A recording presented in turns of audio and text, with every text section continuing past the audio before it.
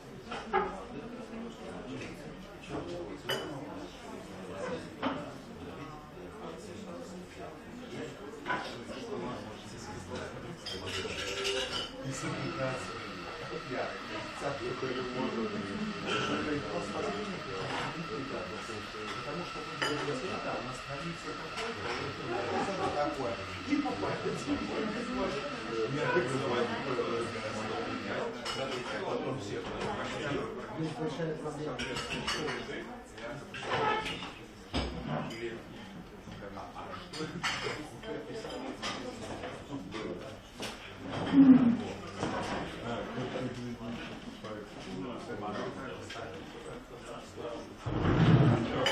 Очень удачно.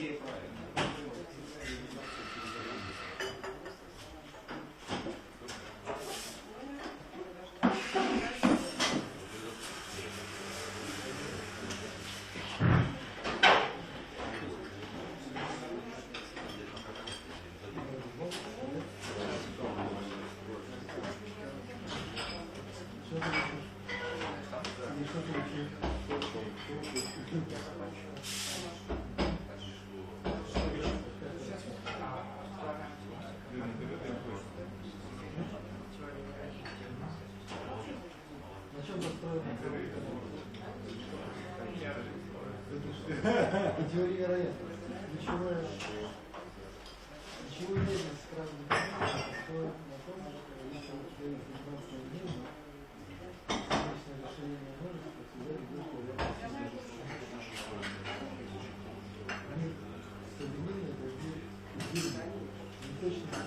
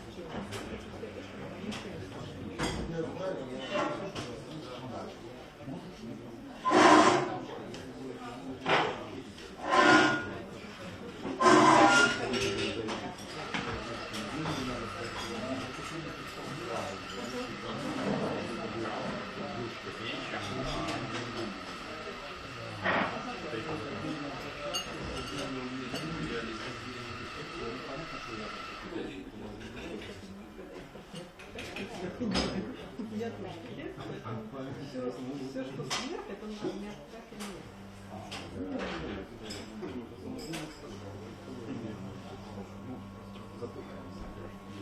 Под ваше начало всегда. Всегда, как гора.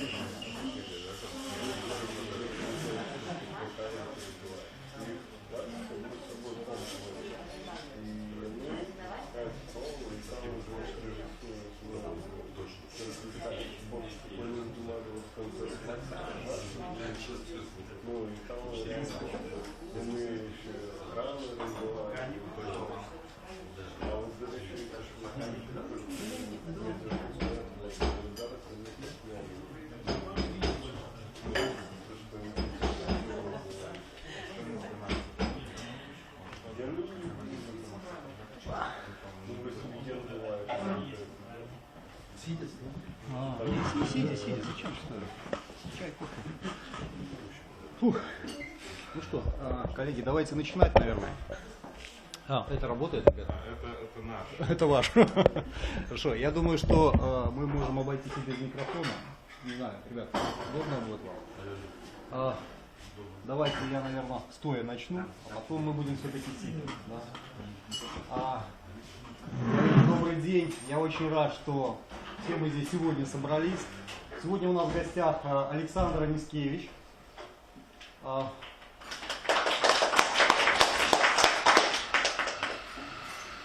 Идея этой встречи родилась из нашего телефонного разговора, когда я попросил совета у Саши. Саш, дай оценку, скажи. Он сказал, нет, все плохо, я готов приехать в Минск, рассказать, что как должно быть. И это здорово. От себя лично хочу сказать, что с Александром Александровичем мы знакомы уже почти 22 года. И официально мы с ним начали совместную работу 9 марта 1994 года. Я куда-то помню, потому что это было после 8 марта. И вот уже на протяжении более 20 лет мы сотрудничаем. В какой-то год больше, в какой-то год меньше. В 90-е мы очень плотно работали, сейчас чуть поменьше. То, чем занимается Александр, очень-очень интересно. И сегодня я попрошу Александра рассказать нам, что нас ожидает в будущем. Я хочу, чтобы наш разговор это был не только монолог Александра, это был диалог. Я прошу вас задавать вопросы, интересоваться, спорить, если нужно. Я тоже, наверное, буду спорить с Александром. Тогда давайте начнем. Да? Сан Саныч, давайте, наверное, сидя. Удобно будет, если мы будем сидя, коллеги. Да, тогда, если можно, все сидите, а я покажу, где наклейки. Отлично.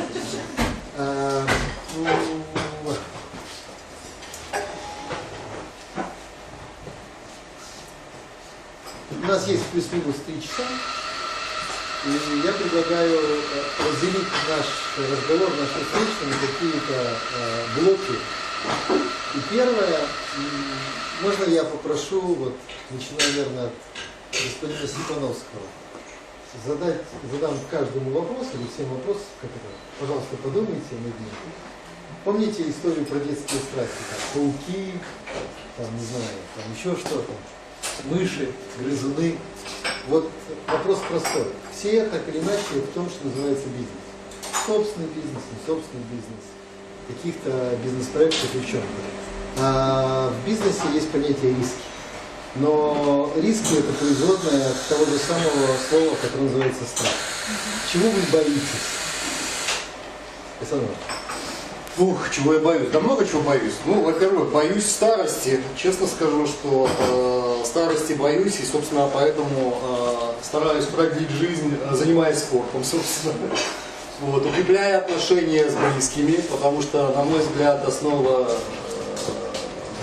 качественной жизни это все-таки отношения. Стараюсь строить правильные отношения в бизнесе. Да. Ну, естественно, задумываюсь о будущем, что, собственно, делать с тем, что мы делаем сейчас, и как делать это по-другому, по-новому. Мне страшно. Что у тебя вызывает животный страх? Животный страх, что все остановится, и мои услуги больше никому не нужны, собственно. Ну, такое было уже в конец 8-го, начало 9-го года, кризис, да. В 9-м году с января по март реально мы сидели без работы, то есть 3 месяца, ну, ни одного заказа. Да. То есть наши услуги были никому не нужны. И вот, наверное, вот это больше всего и, собственно, и пугает, что мои услуги никому не нужны. Что произошло на этом пороговом событии? Как изменилась твоя клиентская структура? Остались самые лучшие, собственно. Отношения с ними улучшились. Собственно, и они стали давать работу. И кем ты стал теперь? Это сложный вопрос. Адвокатом. Адвокатом, да. Корпоративная клиентура, корпоративные вещи сдохли и переместилась в общность людей. К сожалению, в макроэкономике главный тезис, на котором построена вся современная макроэкономика, она, главная посылка. Она исходит из того, что компания, юрлицо, ООО, ОАО, неважно, рога и копыта, существует бесконечно. у него нет лимита времени. А на самом-то деле все конечно. Есть всегда риск старости и смерти.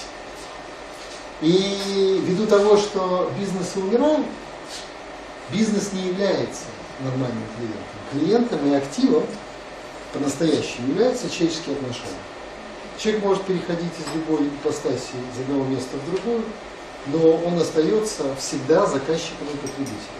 Потому что в конечном итоге компании не нужно ни кушать, там, ни пить, ни спать, никакие сервисы и услуги. Все эти сервисы и услуги и фактическое потребление оказывается у человека и оказывается в домохозяйстве. Это маленький-маленький отступ. И как сегодня структура доходов распределяется частные лица, адвокатская практика, и неважно, адвокатская практика и корпоративная практика. Но в этой ситуации я могу сказать одно. Да, пока, конечно, если брать бизнес, да, дает больше. Да, это нормально. Но к чему мы, собственно, пришли в результате наших наблюдений, обсуждений и работы? В Беларуси для нас основной клиент это, конечно, человек. Да, человек бизнеса. В данном случае для меня. Человек, с которым мы стараемся строить максимально теплые, доверительные отношения, которые, собственно, и дают нам ту работу. Неважно действительно, где этот человек работает. У него может быть 10 бизнесов, но всегда он является заказчиком наших услуг. Собственно, на это мы и ориентируемся и, наверное, и будем далее ориентироваться. Конечно, у нас есть большой кусок работы от иностранцев, да, но в конечном итоге все равно, если ты знаешь человека где-то там в Лондоне, в Нью-Йорке или там в Москве, этот человек тоже выходит на тебя, и он тоже, в общем-то, предлагает тебе работу. Не факт, что ты ее получишь, да, потому что он может предложить ее еще 10 человекам, которых он знает в Минске, но, тем не менее, вот этот фактор, он всегда положительно влияет. Личное знакомство, отношения, да, это превалирующее, что работает в нашем бизнесе. Ну, естественно, сарафанное радио. 80% работы приходит через сарафанное радио. Ну, по крайней мере, у консультантов. То, что сказал Александр, фактически в реалии бизнеса сегодняшнего дня происходит два системных тренда. Единственный, кто нас может продать, это наши собственные удовлетворенные клиенты. Никто другой, никакой другой канал коммуникации, маркетинга, продвижения, кроме канала person to person. Когда я продвигаю его, он продвигает меня. Никакие другие каналы не работают, а в дальнейшем абсолютно окончательно работать не будут. Это первое. Второе. Если я попрошу вас глянуть, зайти, ну, не знаю, у кого-то iOS, Android, в Android это легче, в iOS сложнее, на телефоне. Сколько у вас контактов? В телефонной книжке? Около 600. У меня около... Вопрос или то, что говорит он, абсолютно естественно. Единственное, что с точки зрения глобальных рисков существует, когда мы занимаемся делом риск-менеджмент, мы сначала должны просчитать худшие риски. С точки зрения человека, человек должен принять, безусловно, фактор конечной смерти. Ты будешь всегда тревожиться, трястись, ты никогда не будешь жить спокойно, ровно до тех пор, пока ты не признаешь факт смерти. И с религиозной точки зрения есть такая фраза «желание жить и умение умирать». Человек должен признать факт смерти, то есть просчитать для себя худшие позиции, а смерть в этой схеме, опять же, с религиозной точки зрения, она может наступить сегодня, завтра, вчера, через минуту, не имеет никакого значения. Как только ты признаешь этот факт, разбирая этот критический риск, человек может начать жить спокойно. Поэтому с точки зрения страхов, или почему я так об этом говорю, с точки зрения модели управления рисками, с точки зрения риск-менеджмента, вы сначала должны положить все свои страшные страхи на бумагу и просчитать все самые худшие последствия, как история там, клиенты сдохнут. Просчитать самые худшие последствия, признать факт того, что этот сценарий может быть реализован, посмотреть, сделать план своих действий в схеме самого «мама, не горюй», после этого жить спокойно. Потому что когда вы просчитали этот самый негатив сценарий, и вы понимаете, что будет происходить, и вы понимаете и уже имеете план своих действий, то любое проседание на меньшую величину или любое ухудшение, но не так плохо, как все пропало, позволяет вам действовать гораздо спокойнее и уже принимать это. И вопрос принятия факта, что пропало все, нужно четко, абсолютно, с этого нужно начинать. Пару-тройку лет назад, тройку лет назад, в начале 2013 года, в Российской Федерации пытались сделать новую программу там 2020 или еще что-то, после выборов уже смена опять Медведева, Путина, и правительство проводило большой раунд, форсайт встреч, обсуждений параметров программы.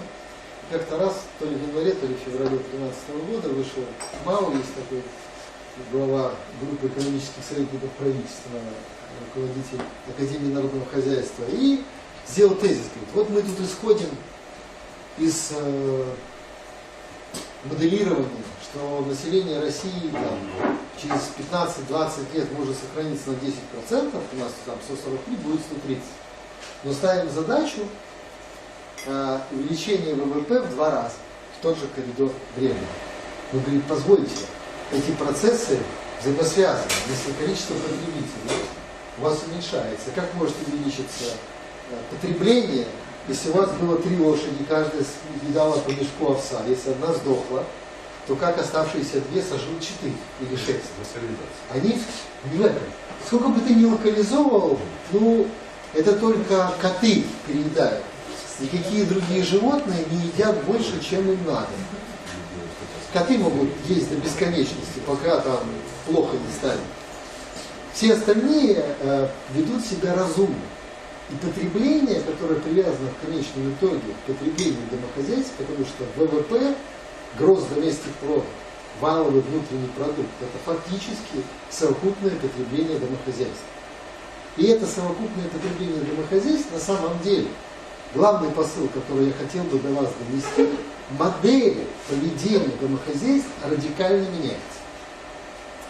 Предыдущее доминантное поколение, это было поколение бэби-бумеров. Это люди, родившиеся в коридоре 45-65 год. Вот 20-летие это поколение бэби-бумеров. Поколение бэби-бумеров и их потребительские предпочтения были сформированы и определены их родителями. А их родители – это люди, кто перенес на себе Великую депрессию, Вторую мировую, войну. Это люди, которые находились практически весь свой сознательный возраст в процессе созревания и взросления в условиях и категории абсолютных лишений. Просто мы, например, какие-то факты даже не знаем, но, например, в Англии после начала объявления войны Германии, когда Англия вступила в войну в Германию, и британские подводные лодки блокировали английский остров и нарушили систему снабжения продуктами, а метрополия вся снабжалась фактически из-за границы, как сказать, благодаря колониальной торговле, то в Британии был принят закон, по которому любое произведенное яйцо, будь то в государственном хозяйстве или в частном подворье, не имело права быть пожаренным как яйцо. Оно должно было быть сдано на переработку на специальные фабрики, которые производили яичный порошок. И культура омлетов, которой мы тоже пользуемся, на самом деле это производная этих времен. Чтобы поднять энергетическую ценность, этот яичный порошок, переработанные яйца насыщали дополнительными компаундами, что, конечно, увеличивало объем этих компаундов, снижала себестоимость. 2 поколения детей в Британии выросли уже до взрослого состояния, не зная о том, что есть яйца. Они знали только омлет из яичного порошка. Этот закон был отменен только, по-моему, в 1947 или 1949 году. И эти поколения передавали все свое недоеденное, как родители покупают игрушки детям, в то, что сами не доиграли, все наши мечты и хотелки, которые были в нашем детстве, мы пытаемся реализовать на собственных детях, так сказать, вот, определяя их предпочтения. Это не их предпочтения, это наши предпочтения, наши желания. Это наши мечты, наши комплексы, которые мы не смогли реализовать. То же самое и особенно важно это происходит в модели потребления. Так вот, родители бэби-бумеров, все, что они хотели донести. Ешь сытно, живи сладко, потребляй. Поэтому поколение бэби-бумеров стало 2 раза обедать, 3 раза ужинать, обзаводиться 5 машинами, 3 домами, 100 пар обуви. И поколение детей бэби-бумеров создало современное потребительское общество. Но у Хазанова когда-то было там маленький гигант большого секса. Поколение детей бэби-бумеров из категории активных потребителей вышло, переросло. Человек за 50, за 55, за 60 лет перестает быть активным потребителем. Он формирует свой минимальный такой генетический запрос, он все имеет, там, дом, одежду, какие-то там транспортные средства, создает себе инфраструктуру жизни, и он перестает быть активным потребителем.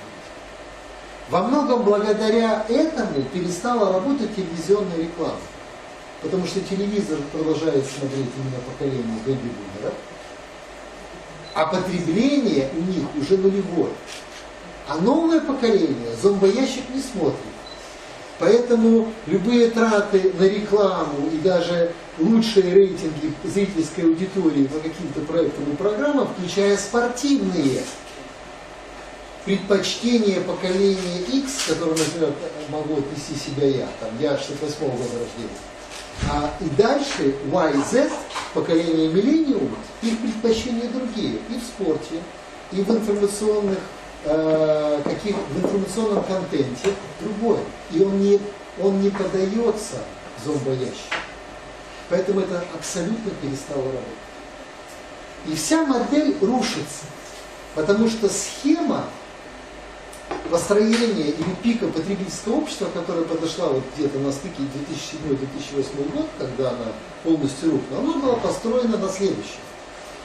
После ямайской денежной системы, когда был отменен окончательно золотодолларовый стандарт, фактически товаром стали деньги. Но деньги за деньги продать невозможно, потому что деньги просто как деньги на хлеб не намажешь. Как говорил Маугли там, в этом сокровищнице Махараджи, говорит, разве это ценно, разве это можно есть?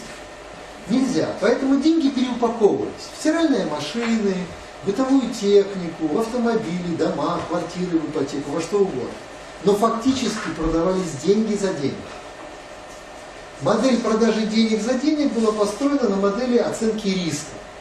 Я брал на себя, я там AIG какая-то, так сказать, AAA с рейтингом компании, я брал, у меня риски минимальные, стоимость денег для меня 0. Я брал сабпрайм ипотеку, переупаковывал свои производные какие-то инструменты и продавал рынку. Но сабпрайм стоил там 12%, а я переупаковывал за 0, вот у меня 10% разницы. В конце 2007 года на американском рынке недвижимости сложилась ситуация, что покупка квартиры в ипотеку и выплаты по ней в 2 раза были ниже, чем стоимость самой убитой дешевой жилплощади. То есть пойти арендовать, например, там, за $100 квартиру можно было там в неделю, или же за там $40 ты имел 40-летнюю ипотеку за ту, в тех же самых категориях. Естественно, эти деньги за деньги стали продавать всем. История закончилась крайне неприятно. Сейчас произошел очень маленький отскок. Но это как в анекдоте про то, что брокер выпал из 30-го этажа небоскреба, а потом отскочил до 5-го назад. Но на самом деле ничего не произошло. Потому что модель потребителя, она, если его что-то испугало, он как улитка. Или там как устрица, он сразу прячется в свою скорлупу, и он очень долго потом оттуда не достает ушей. Потребительские предпочтения точно так же очень быстро меняются. И потребление переходит к следующему поколению. Поколение иксов, мое поколение, это поколение, которое удивило абсолютно всех. Это исходно это было поколение бунтарей, абсолютно как бы на старте асоциальная группа, категория людей, которых до сих пор отсутствует авторитет. Но когда это поколение выросло и стало само родителями, оно показало, и в результате социологических исследований социологи были шокированы, потому что это стали поколения с самыми крепкими семьями, домоседы, абсолютно ориентированные на традиционные ценности и семейные, и религиозные люди, и сменившие потребление в рамках ешь пока не лопнешь на абсолютный рационализм. Когда в супермаркете у вас есть инвестиционная покупка на кассе, это вот модель поведения в потребительском обществе. То есть ты в конце, еще что-нибудь. Вот я набрал, еще что-нибудь брошу. Я не думаю о том, что это стоит в 3 раза дороже, чем даже в ларьке. Где-то дороже по определению, с большей маржой. Я беру это. Но это происходит тогда, когда работает в чистом виде общество потребления. Когда потребляет домохозяйство априори рационально. Домохозяйство, во-первых, четко планирует. Она говорит, не надо ребенку сапоги в этом году, или валенки он вырос. Надо мужу купить новую удочку или плащ для рыбалки. Неважно. Это всегда плановость. Второе, это рационализм. Для домохозяйства, если у него дома стоит наковальня, которая осталась от прадедушки, не брендированная, ему все равно, его ничего не заставит купить новую наковальню, производство Siemens, Bosch, Krupp, неважно что, потому что и ту еще никто за 300 лет разбить не смог. Коса, которая лежит где-нибудь в деревне, она дедушка косил, прадедушка косил, папа косил, я кошу, и дети косить будут. Максимум она стала уже, потому что ее склепали, сточили. Но ее физические свойства от этого не изменились. Физически. И она может выполнять все тот же объем работы, который есть. Поэтому рационализм следующего поколения, поколение X, поколение Y, я даже не говорю про Z или Millennium, которые еще совсем другие, он меняет структуру потребления. И модель предыдущая, которая была построена на главном тезисе, бесконечный рост, счет долга, увеличение объема долга, она фактически перестала работать. Эта модель доживает какие-то недели, месяцы, максимум года. Или может быть даже год 16 станет совсем концом этой истории. В этой истории, чтобы можно было продать больше денег, банки установили контроль за рынком commodities. И основные все мировые трейдеры принадлежали банкам. Крупным инвестиционным и крупным универсальным мировым банкам. И для них, чтобы продать больше долларов, нужно было, чтобы нефть стоила $150, никель стоил $50 тысяч за тонну. Потому что тогда, продавая ту же самую тонну никеля, можно было продать больше денег для финансирования этого трейдингового оборота. Сегодня все универсальные крупнейшие мировые банки продали свои трейдинг-офисы и своих трейдеров. И это происходило, начиная даже не с 2008, а с 2006, 2007 года. Последние продажи и закрытие, схлопывание до трейдингового бизнеса произошло 1,5 года назад, до того, как начали снижаться цены на нефть. Как только банки поняли, что нужно сворачивать, как телескопическая удочка, контейнер выдвижная, это все складывать назад в маленькие боксы, все начало сдаваться. И эпоха высоких цен на сырьевую группу, эпоха широкомасштабного потребления и продажи долларов за долларов, она де-факто завершена. Все мы, что видим, сегодня в более или менее нормальном состоянии оказываются страны, которые во многом и раньше, и сейчас ориентировались на рациональное, разумное внутреннее потребление. В этой схеме Беларусь или Литва соседняя, или Польша, они как раз по сути таковыми и являются. И несмотря на все катаклизмы, которые происходят, устойчивость экономических моделей внутри этих обществ, она остается весьма высокой. Самый хитрый посыл, который я бы хотел еще донести, я попробую через пару вопросов разговор, продолжение там страха туристов. Вот первый вопрос девушки, Ольга. Вы чего боитесь? По-честному. Да. Наверное, Животных. потерять рассудок и неадекватно себя вести в каких-то критических ситуациях. Смерти не боюсь. Потерять бизнес не боюсь. Окей. Всегда на любом этапе развития человека, на любом этапе развития бизнеса, экономики, что угодно, происходит какая-то череда событий, где мы не можем контролировать. Бывают вещи, когда мы можем контролировать ситуацию, а бывает, когда наступает что-то, когда мы не можем контролировать. Мы можем управлять там волной и плыть при 2-бальном волнении на море, даже 3-бальном, но если там 9 баллов, мы уже там не поплывем. А если это цунами, сопротивляться цунами невозможно, бесполезно. Нужно расслабиться и положиться с одной стороны на волю уже как бы Бога, пусть кривая куда вылезет, а с другой стороны перестать суетиться и совершать действия, потому что наши действия, которые мы хотели бы сделать в проекте, никогда не будут верными. Потому что мы находимся как минимум с 8-го года и как минимум еще до 20-го или чуть-чуть дальше мы находимся в условиях абсолютной неопределенности. Абсолютной тотальной неопределенности, о чем бы кто ни говорил. Никакие факторы не могут быть четким образом проявлены, идентифицированы. Риски выявлены, и тем более, если мы их не выявили, как мы можем этими рисками управлять? Никто не в состоянии это делать. Поэтому, если кто-то на компьютере есть, можно щелкнуть. Там я хочу поставить один слайд. Я не буду лезть в презентацию, материалы, если кто-то не получил. Александр Иванович, дошли. Назад, можно? Назад, вот, все.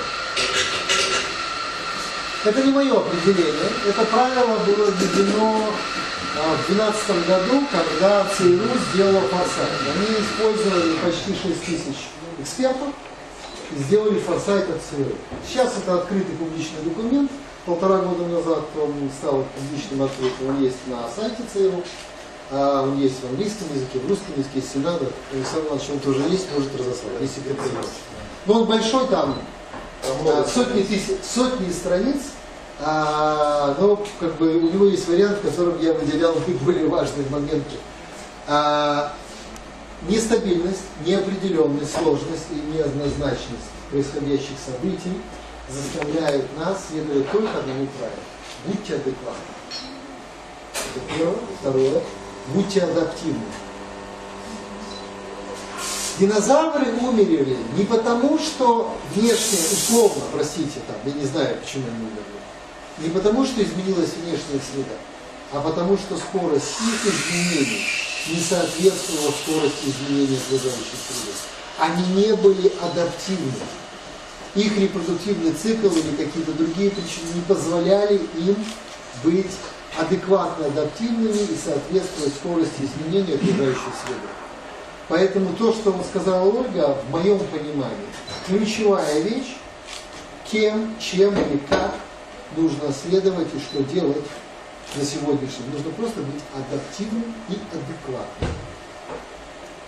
Адаптивность – ключевая способность, фокус на которую будет изменен во всей системе образования, обучения, подготовки, профессиональной, общей, какой-то. Человек не будет получать какие бы то ни было и фокусироваться на доступе к каким бы то ни было фундаментальным знаниям. Сегодня для этого даже не надо читать и писать. Ты просто можешь голосом в Google поиски или там в iOS в Siri спросить, как оно. Писать не надо. Нужно уметь обладать способностью правильного использования тех знаний и применения. Как лучший пример можно привести из области кулинарии или высокой кухни. Если у вас есть кусочек вареной спаржи и один соленый огурец бочковой, вы можете сделать из этого, выбросить спаржу, порезав на дольки огурец, сделать закуску для водки в вокзальном буфете и продать рублей за 100, условно русских, за доллар.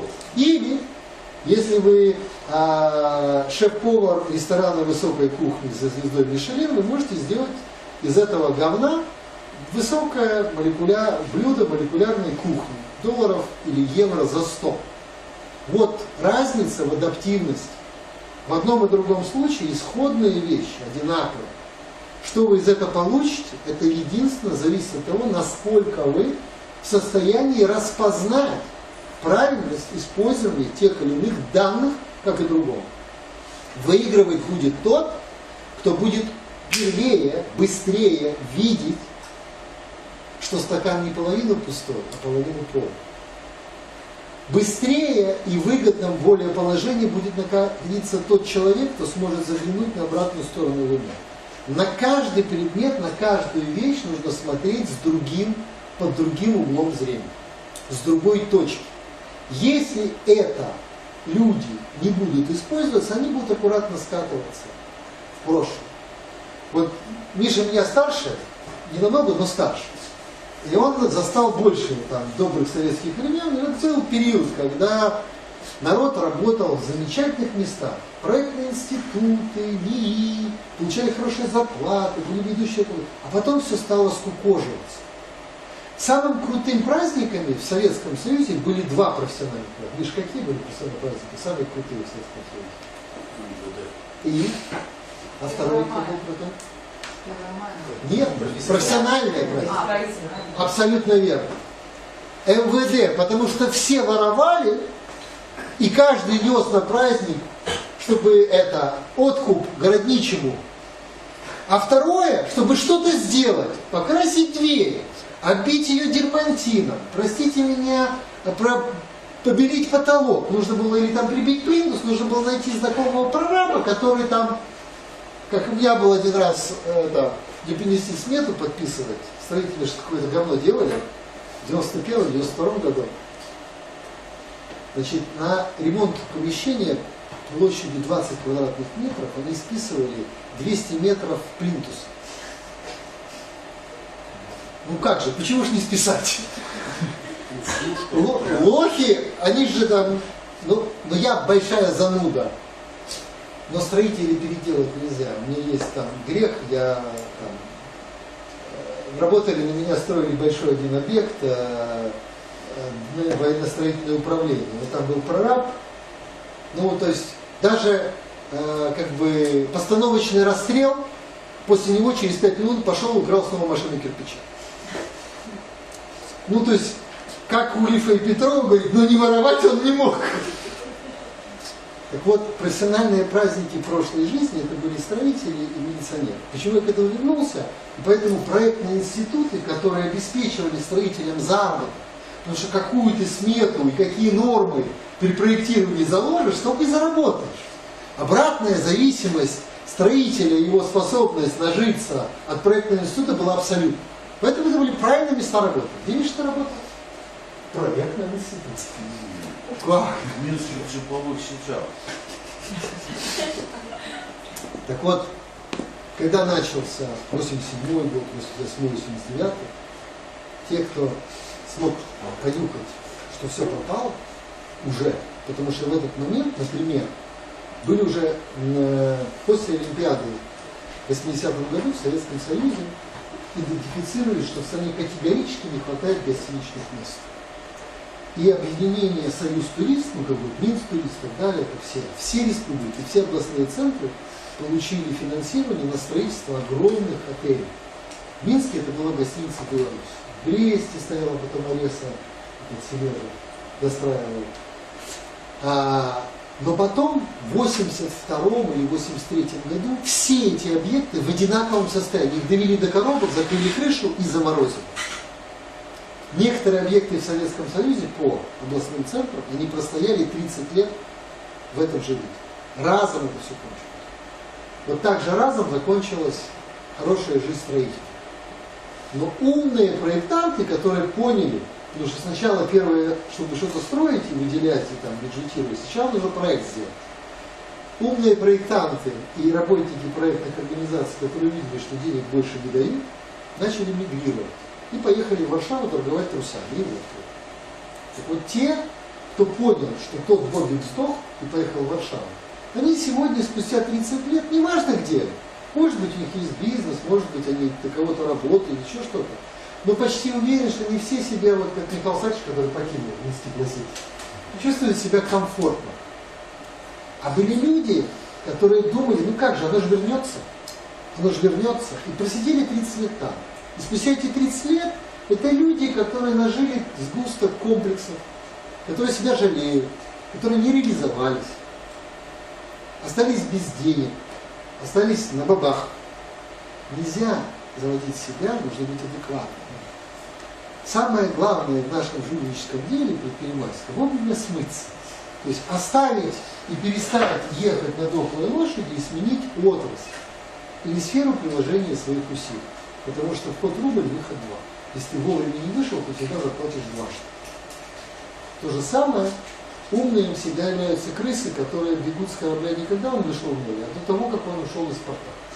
Если ты умная крыса, ты должен понимаешь, что корабль потонет, сразу спустись по каналу.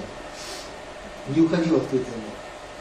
Так вот, адаптивность, способность просто на мелких сигналах, первых запахах дыма распознать, что пожар будет, и есть главное качество, которое будет наследовать.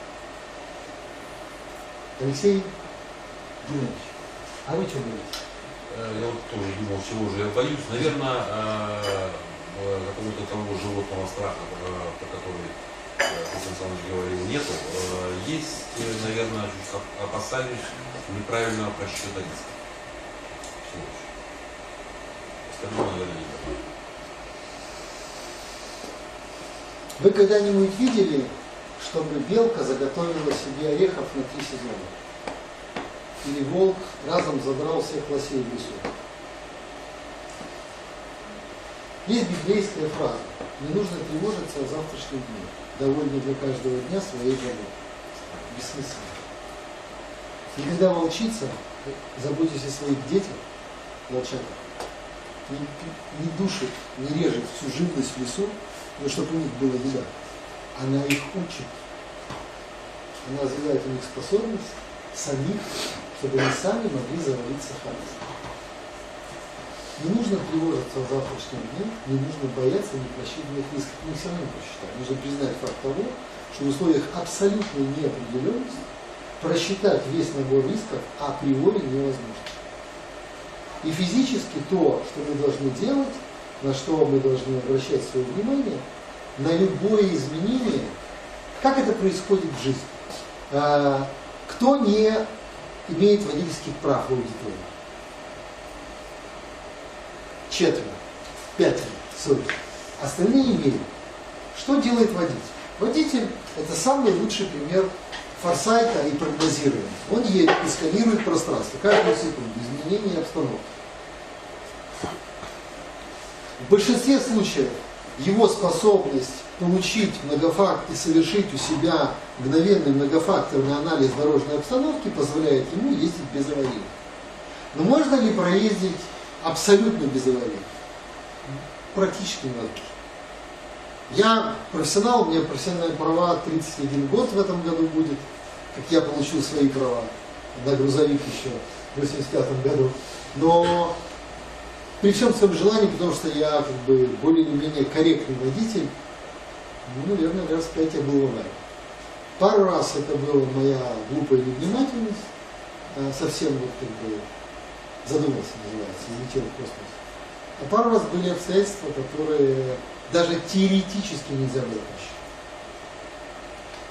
Есть вещи, которые мы сейчас в изменяющемся мире не сможем просчитать. Мы просто должны более или менее адекватно, быстро на них реагировать.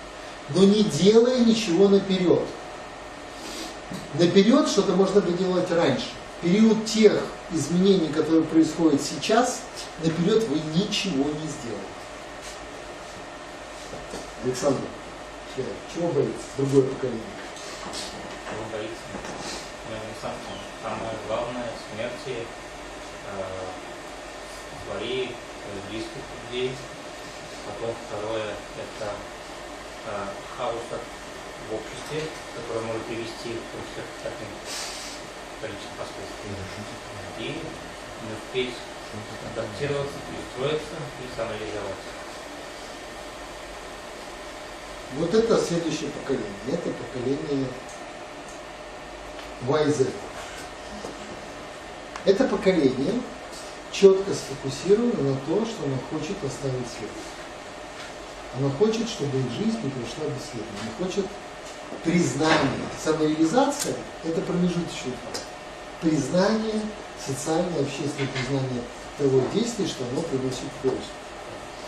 Не прибыль, не деньги. На самом деле, могу сказать из собственного опыта, у меня есть конторка, она с 1987 года живая, здесь в Минске. Она, правда, прошла 2 десятка трансформаций, но до сих пор жива. Ей очень много лет.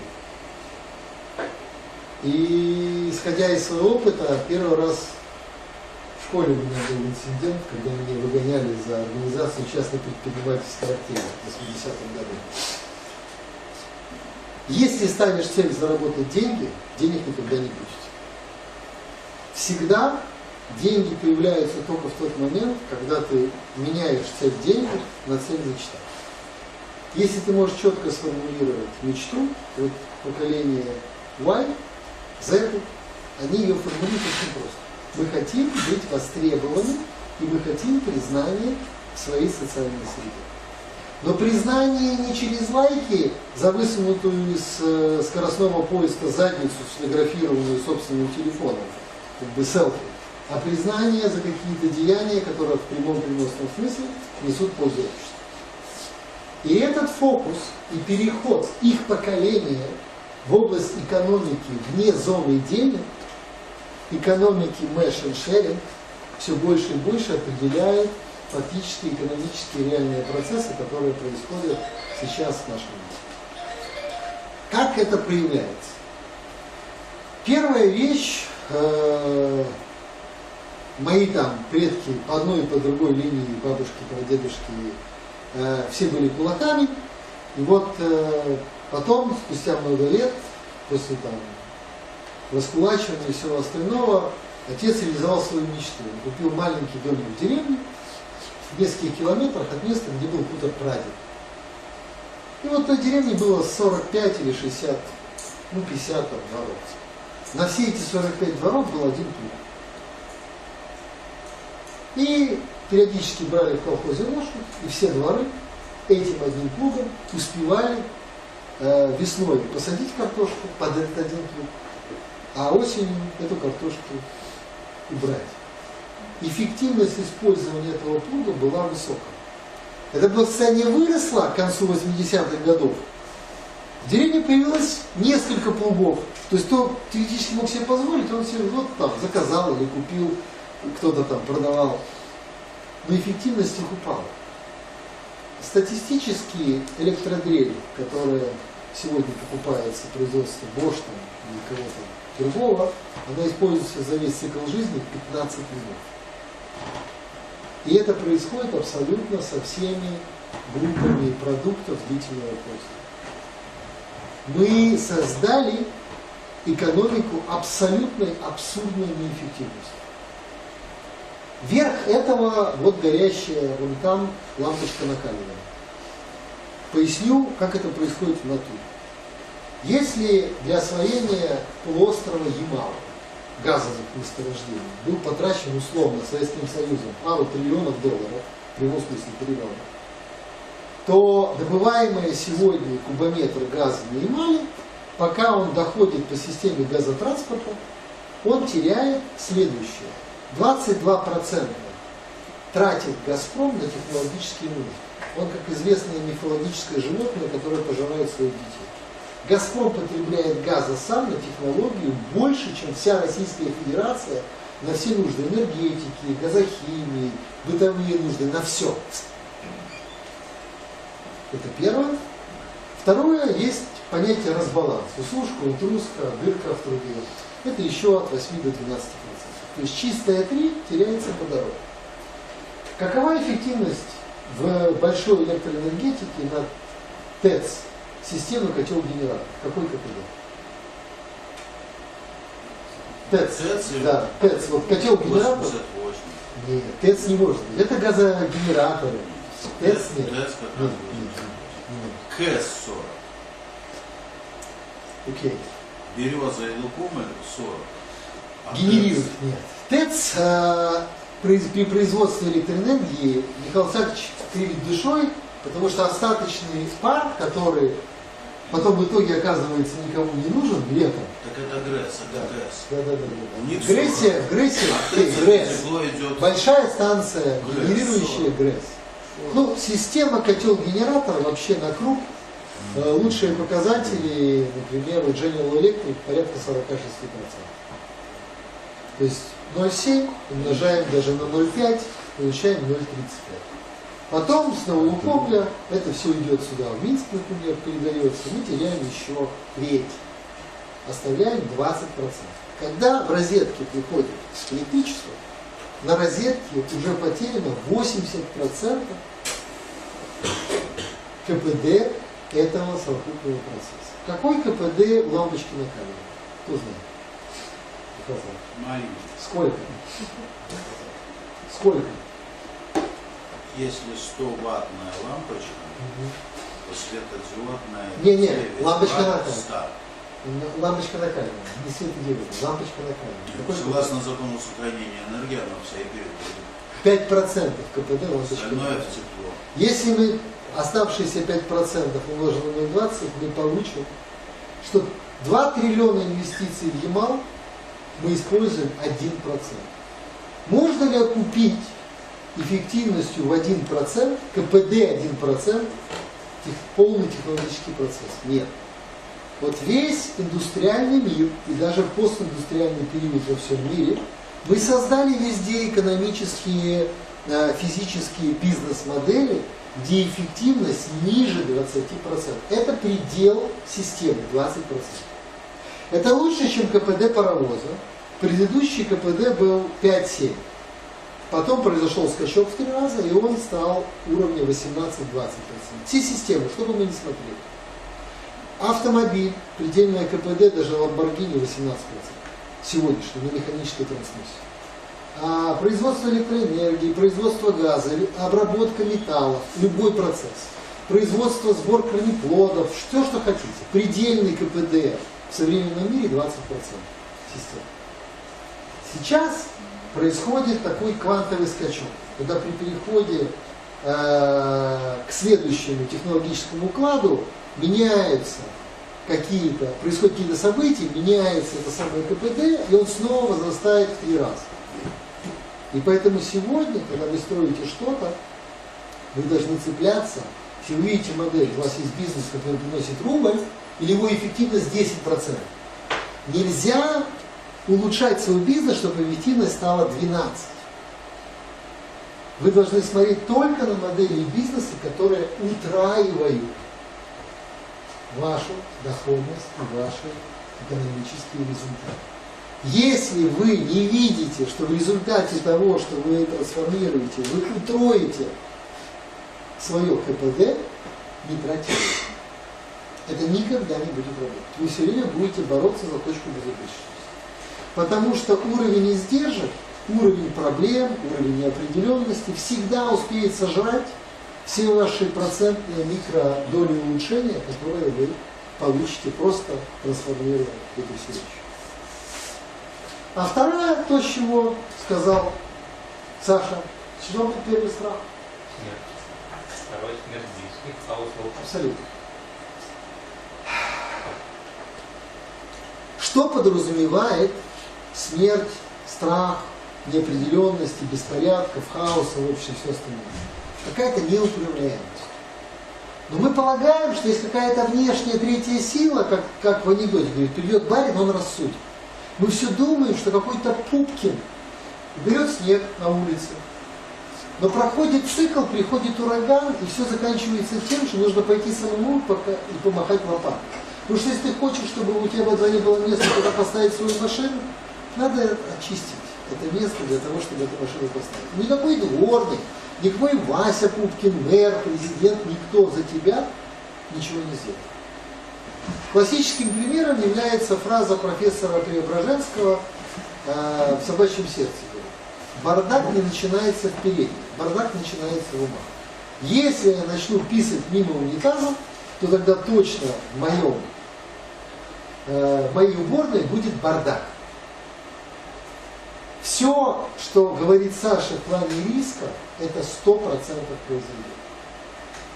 Имеющиеся сегодня институты утрачивают способность по каким причинам какие-то вещей коснусь в третьей части нашего разговора. Но действующие институты утрачивают способность выполнять условия социального договора. Общество или там, государство или институты, общества, институты, общины. Означает ли это, что мы хотим, чтобы у нас был хаос? Вряд ли. Это означает, что мы хотим, чтобы порядок остался, даже если кто-то перестал иметь возможность это делать. Что тогда в этом случае нужно делать? Как со снегом. Пойти и делать это самому. Бывают беспорядки в деревне? Асфальт. Нет. Это как в песне Высоцкого, потом дрались не по злобе. Беспорядков не бывает. Это лишь вопрос забавы. Не бывает. В деревне Гадюкина не нужна армия. В деревне Гадюкина не нужна спецслужба. В деревне Гадюкина не нужен пограничный контроль. В деревне Гадюкина не нужен фитосанитарный контроль. Потому что если у кого-то корова заболела, то он даже сам по определению никогда не будет у заболевшей коровы давать молоко соседям, которые раньше брали. Придет и скажет, что извини, у меня корова заболела, сейчас 2 недели молоко давать не буду. Потому что вопрос о потребителе, он самый важный. В прошлой модели в потребительском обществе самым главным, самым ценным, потому что это было индустриальное общество, был вечный контракт, пожизненный контракт найма. И, например, в Советском Союзе средняя продолжительность мужчины была меньше 60 лет. А пенсионный возраст сколько был? 60. То есть человек приходил, нанимался. Я несколько лет подряд летом в школе 8, 9, 10 класс работал в Минском часовом заводе. 1,5-2 месяца. Я видел, как происходило списание людей. Приходила там 18-летняя девочка после училища, 1 или 2 сборочный цех. За 5-7 лет гарантированно любая из них сажала зрение и больше собирать не могла. После этого, как правило, кто не уходил с часового завода, эти ответственные с этим техническим образованием девочки оказывались на гальванике. Шли работать в гальваническое производство и окончательно в ноль садились дорогу.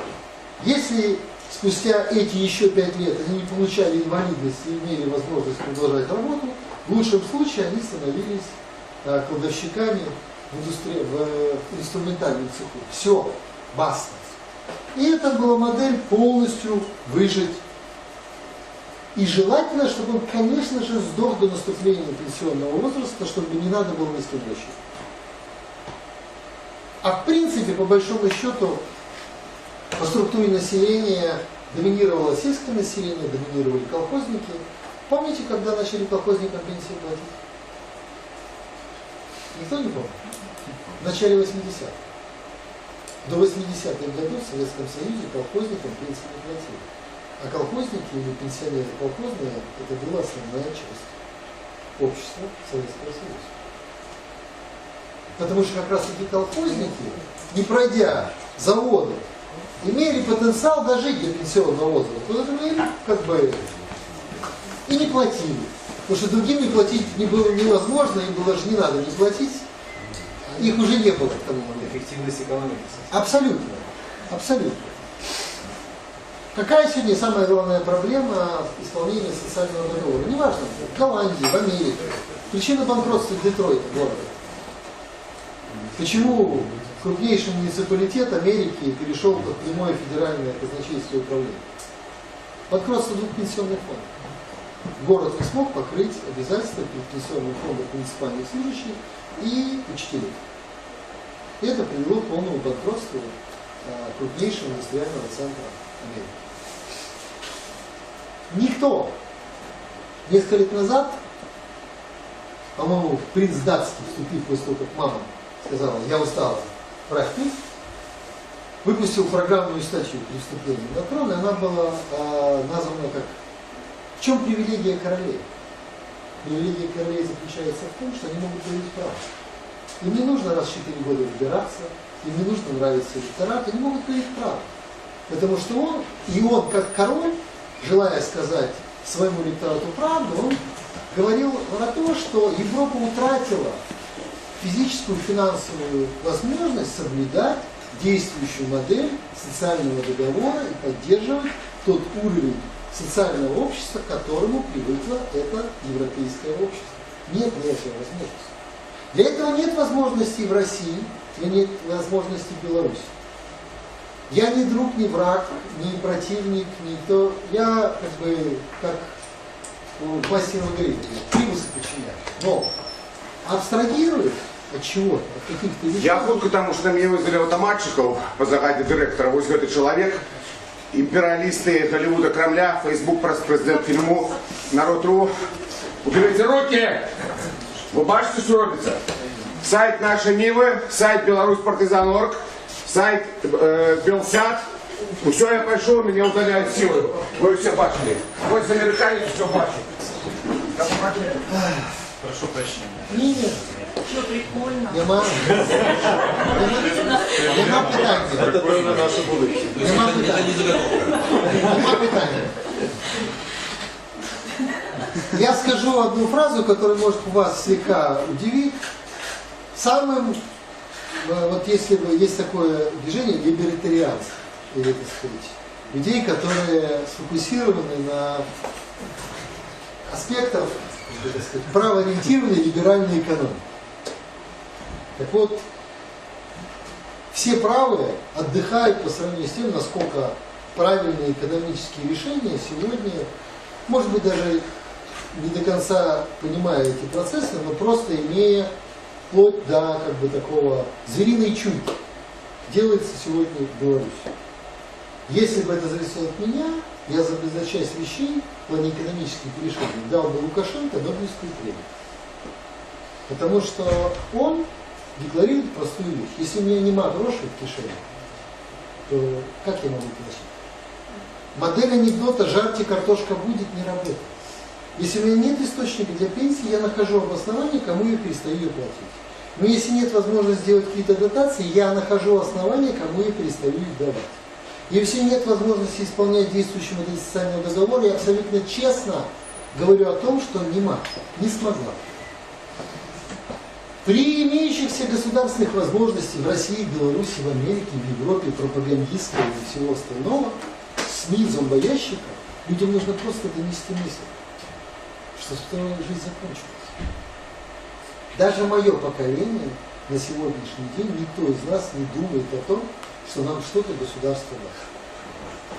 А поколение следующее за мной даже не подразумевает, что что-то может быть. Так давайте заключим новый социальный договор, где государство ничего нам не должно. В прямом смысле. И тогда можно построить модель вспоможения. Тогда нужно сделать те же самые изъятия из наших личных доходов, но не говоря про пенсионные фонды. Это будет просто изъятие для социального вспоможения тем, кому нужно это делать. Но другой вопрос. Вы видели когда-нибудь волка на пенсии? Или зайца на пенсии? Не бывает. Волк на пенсии – это дохлый волк. Человек и вообще сегодня физиологический возраст, как понятие, подменяется возрастом социальным. Сегодня границы раздвигаются. Сегодня ребенок становится дееспособным в экономических отношениях лет с 8-10. И экономически активный возраст продлевается до 75-80 лет. Во Франции есть закон, по которому есть возрастное ограничение юридической дееспособности. По-моему, то ли 80, то ли 82 года. И он всегда, исходя из физиологических параметров продолжительности жизни, он поднимался. Он раньше был ниже, сейчас он свыше 80 лет. То есть, если ты предприниматель, владелец или кто-то, но тебе стукнуло 82 года, ты должен либо успеть отдать, либо переписать, потому что де юре ты уже сумасшедший. Потому что твои действия, но вот граница. Между 10 и 80 Не между 20 и 60, это 40 лет. Границы экономической активности удвоились предел. И мы должны смотреть абсолютно на новые реалии. Никогда в жизни человек не хочет быть выброшенным сидеть на лавочке, он хочет быть востребованным. И сегодня это желание востребованности хоть у молодого, хоть у старого, но еще больше, чем было раньше. Каждый реально по-хорошему, по-доброму заточен, сфокусирован на том, чтобы приносить пользу. По-синему. По схеме почти как в коммунизме. От каждого по возможности, каждому по требованию. А другой вопрос, что сегодня технологические изменения, которые произошли благодаря сетевым технологиям, еще каким-то вещам, позволяют совершенно иначе распределить те блага и экономическую выгоду от этого. Сегодня, в принципе, домохозяйка, мать-одиночка, сидящая в квартире с грудным ребенком на руках, в состоянии заработать себе 300, 400, 500 долларов, не выходя, собственно, на кухню. Просто выполняя какую-то фрилансерскую работу. Но только в отличие от прошлой жизни, когда ты должен был иметь один источник на всю жизнь, как пожизненный найм в Японии, или там история там, с нашими работами. Пришел на завод, ушел на пенсию, если даже. Сегодня это заменяется на другое. Человек должен иметь множественность источников. И устойчивость экономических моделей, так же, как и в бизнесе. Если ваш бизнес ориентирован на моноклиента, это неустойчивый модель бизнеса. Какой бы хороший ваш клиент не был, какой бы замечательный контракт у вас не был. Экономическая устойчивость возникает только в тот момент, когда у вас есть 1000 клиентов. И доход или же заработок от каждого не влияет. Умерло 20%, новые 10 возникли. Или те поднялись чуть-чуть. Вы должны всегда понимать, что вот этот процесс бесконечный. Это с одной стороны. А с другой стороны приходит обратный процесс. Мы с этого начинали разговор с Сашей. Главные люди. Сегодня является самым главным не вечный контракт найма, а вечный контракт с потребителем. Потому что потребителем становится домохозяйство. Если ты зашел в домохозяйство, сегодня ты можешь дать ему 2 сервиса или 2 продукта, а завтра расширить эту линейку до 10 продуктов или 20 сервисов. В домохозяйстве, как правило, более чем одно поколение, как минимум родители и дети. А может быть родители и родители. А может быть родители, родители и родители. И если одно поколение старшее умрет, то следующее войдет в возраст активного потребления. Поэтому ценность вечного контракта с потребителем, которого нельзя обманывать, которому нельзя подсовывать осетрину 2 и 3 свежести. Потому что ценность этой ошибки вырастает неимоверно. Потому что это домохозяйство сделает вашими потребителями все окрестные домохозяйства. И своих близких, родственников, родственников, родственников. Это другая модель отношений. Самым главным активом является отношение с клиентом. Это ключевая посылка, которую только можно придумать. Значит, я сначала обратился к тем, кого знал, вот тем, кого там не знал и не общался в прошлой жизни, вы чего боитесь?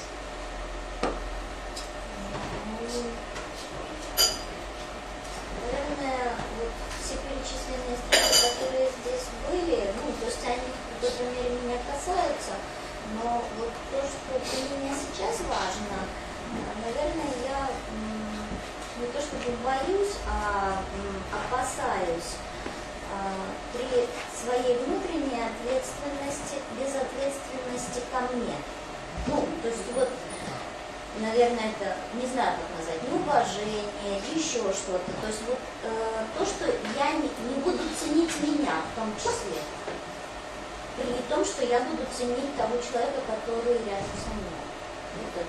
Понятно. А вы чего боитесь? По-честному. Я когда Александра слышала, я думала, я тоже.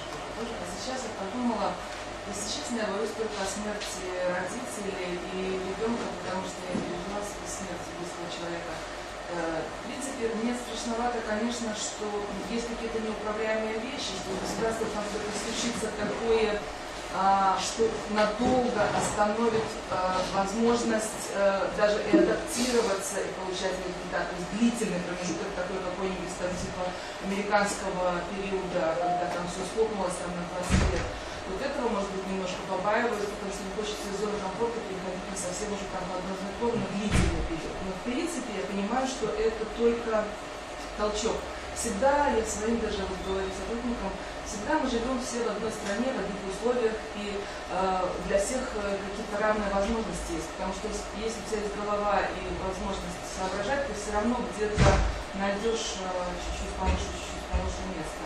Получше в смысле, я имею в виду, возможности профессионально образоваться. Поэтому, ну, и еще в последнее время что-то я начиталась на эти праздники интернета, и там, честно говоря, я вообще боюсь сейчас вот этого какого-то межконтинентальных вот этих дебильных войн, которые могут реально вспыхнуть из-за какой-то глупости, потому что то, что в Европе сейчас происходит, я работаю в немецкой компании, ну вот меня начинает чуть-чуть подпугивать, чтобы это не переросло в какой-то неуправляемый процесс, вот эти вот все библейские войны с красными реками, там бактериальное заражение, вот что-то я как-то не стала думать. Это если честно.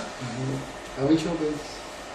Ну, вот вы говорили об адаптивности. Это как раз то, чего больше всего меня волнует, потому что в общем, вы затрагиваете на самом деле очень много проблем, которые связаны и с возрастом, и с поколениями.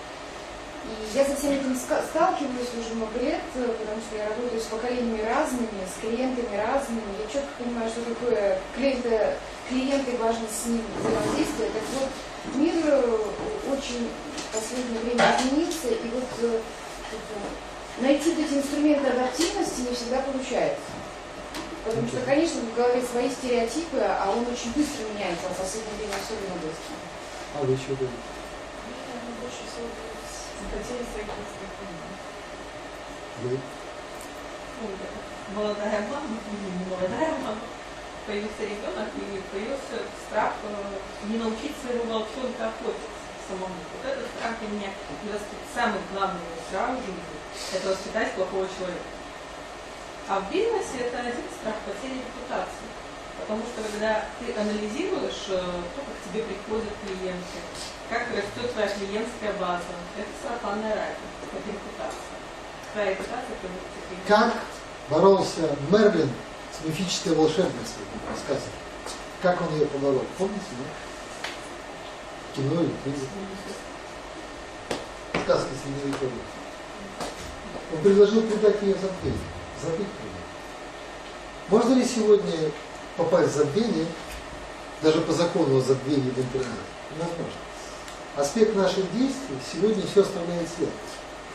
И репутационный рейтинг, особенно сетевой рейтинг, фактически становится сейчас де-факто де-юре единственным активом и персональным капиталом. Репутационные рейтинги – ключевая вещь в информационном обществе. Ничего другого ценностью, кроме аспекта своих клиентских отношений, но они все являются производными твоего рейтинга. Релевантный поиск Гугла потихоньку начинает уходить. И его не заменяет семантический поиск, потому что бессмысленно перелопачивать все Википедии и все страницы. Поиск начинает работать на моделях социального поиска. То есть ищется Илшалла, ответ Аллах знает. Фактически это ответ Аллах лучше всех знает. Фактически мы, когда у нас болит зуб или там вдруг проблема с кишечником, мы вспоминаем, кто из знакомых вспоминал про гастроэнтеролога или там про стоматолога. И звоним, говорит: Вася, кто там у тебя хороший врач? Мы ищем того, кто лучше всех знает. И ребенок, приходя к отцу или матери, или тем, кто в момент его становления является авторитетом в широком смысле слова, для ребенка этот человек, эта персона выступает всегда источником или объектом, который лучше всех знает. В этой схеме выдач это происходит не по релевантности, по частоте упоминания, не по дате актуальности, а именно выдача, кто лучше всех знает, в модели социального поиска происходит по факту рейтинга, оценки. Все сегодня современные лучшие маркетплейсы, сетевые проекты, они все заканчиваются, любое завершение оказания услуги заканчивается проставлением рейтинга. Booking.com, Airbnb, Uber, кто угодно, что бы вы ни смотрели, вы всегда должны дать оценку. И это репутационная фактическая оценка. Но мы видим одну часть. Мы видим, что мы делаем оценку водителя Uber, но водитель Uber оценивает нас как клиента. И тогда этот рейтинг нас как клиента влияет на приоритетность нашего заказа, когда заказов много. Это обратная зависимость. Здесь нет одностороннего движения, здесь нет односторонней связи. Мы стали абсолютно тотально зависимыми в открытом информационном обществе. Спрятаться негде. Что бы ты ни совершил, это завтра или даже сию секунду становится известно всем. Невозможно говорить. А вы чего боитесь? Я? Честно признаться, я не боюсь. Страх вообще он априори разрушает, он забирает энергию, а еще он имеет свойство сбываться. Потому... Самореализующее ожидание. Да. Если честно, я переосмыслила свое отношение к страху, и скорее я могу сказать, чего я не хочу. Я не хочу превратиться в озлобленного, брюзжащего и вечно обиженного на все и всех человека. Потому что этим он разрушает себя и все это разрушит. А вы чего боитесь? Опасный свой комфорт. А вы чего? Повторите. Опасный свой комфорт. А вы чего боитесь? Потерю собственного здоровья. Недееспособность. Да. При котором я не смогу обслуживать себя, реализовывать себя и окружающим не смогу давать чувства. Я попрошу, если можно, пару слайдов еще показать. Это займет несколько минут, потом давайте там 5 минут сделаем перерыв и продолжим разговор. Самые главные вещи – это понимание или ощущение каких-то глобальных тенденций или трендов. Вот эти вещи – это результат того самого форсайта от ЦРУ, то, что здесь использовано в части слайдов в этой презентации. Мы сейчас фактически меняется, то есть на все равно в итоге влияет сам человек. Либо через свои самоведущие ожидания, либо свои предпочтения, выборы. Но человеческий фактор может изменить все, что угодно. Это практически как библейское. То есть может быть определен конец света, но поведение человека всегда может его изменить, наступление, отсрочить или даже отменить. А то, что касается, почему об этом надо говорить, нужно просто стимулировать работу нашего головного мозга на то, чтобы мы об этом думали.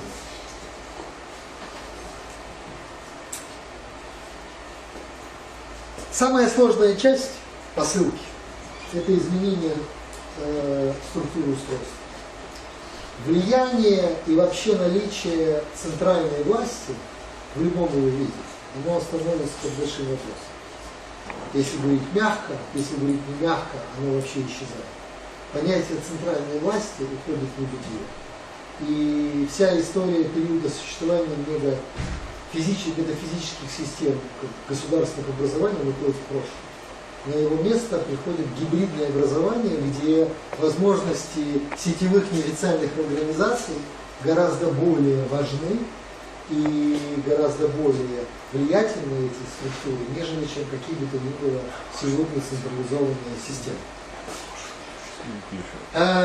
Вторая вещь – это то, что фактически экономическая активность, она давным-давно, период последней концентрации, сегодня экономики не государств, экономики городов-государств.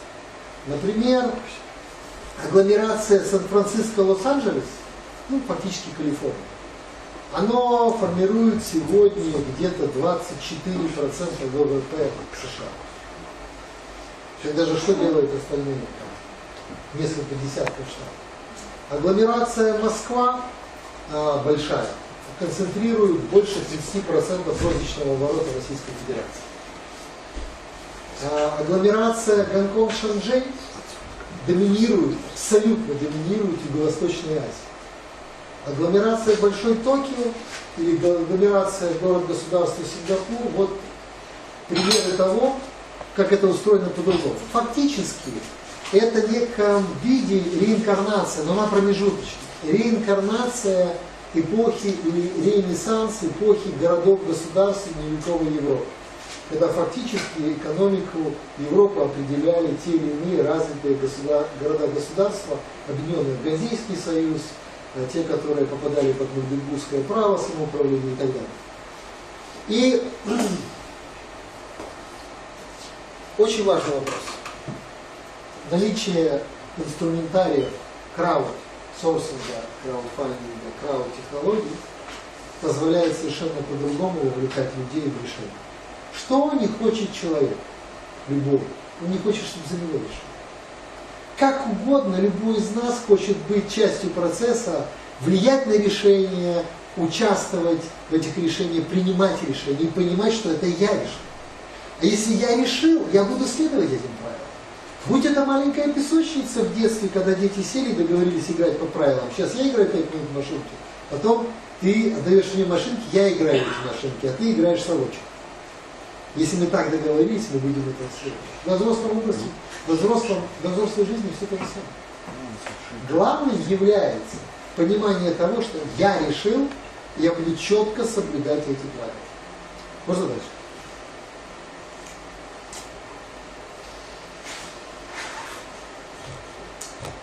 Сегодня на какие-то социальные проекты и вещи, включая даже вопрос помощи больным, тут в Беларуси, в России, в Америке, в Европе, люди собирают жертвы гораздо больше денег в конкретных случаях, чем это делает государство. Это самый лучший, ярчайший пример. И никогда в жизни дальше государство не сможет сделать больше, чем делает просто люди. Не потому, что кто-то их заставил, не потому, что даже кто-то их персонально попросил, а потому, что люди хотят быть сопричастными. Когда Гагарин полетел в космос, в Советском Союзе, там, те 2 дня по возвращению вышло на площади, на все, там, оценочно было 50 или 60 миллионов людей, каждый из людей был сопричастен и чувствовал себя сопричастным к тому, что советский человек полетел в космос. Вот этот аспект реальной, социального вовлечения в какие-то мега-вещи является практически ключевым стимулом для развития очень многих вещей. Вообще технологические изменения ставят даже по большому счету под вопрос само существования верховной власти. Сегодня 2 страны в Европе находятся впереди планеты всей в области использования социальных, государственных, общественных процессов цифровых информационных технологий. Наверное, номер 1 до прошлого года это была Эстония, абсолютно номер 1. В прошлом году в результате одного события, наверное, на первое место вышла Исландия. Эстония перевела весь процесс принятия любых решений в цифровую сферу, в область голосования с мобильного телефона. Исландия пошла дальше, в прошлом году они приняли Вики-конституцию.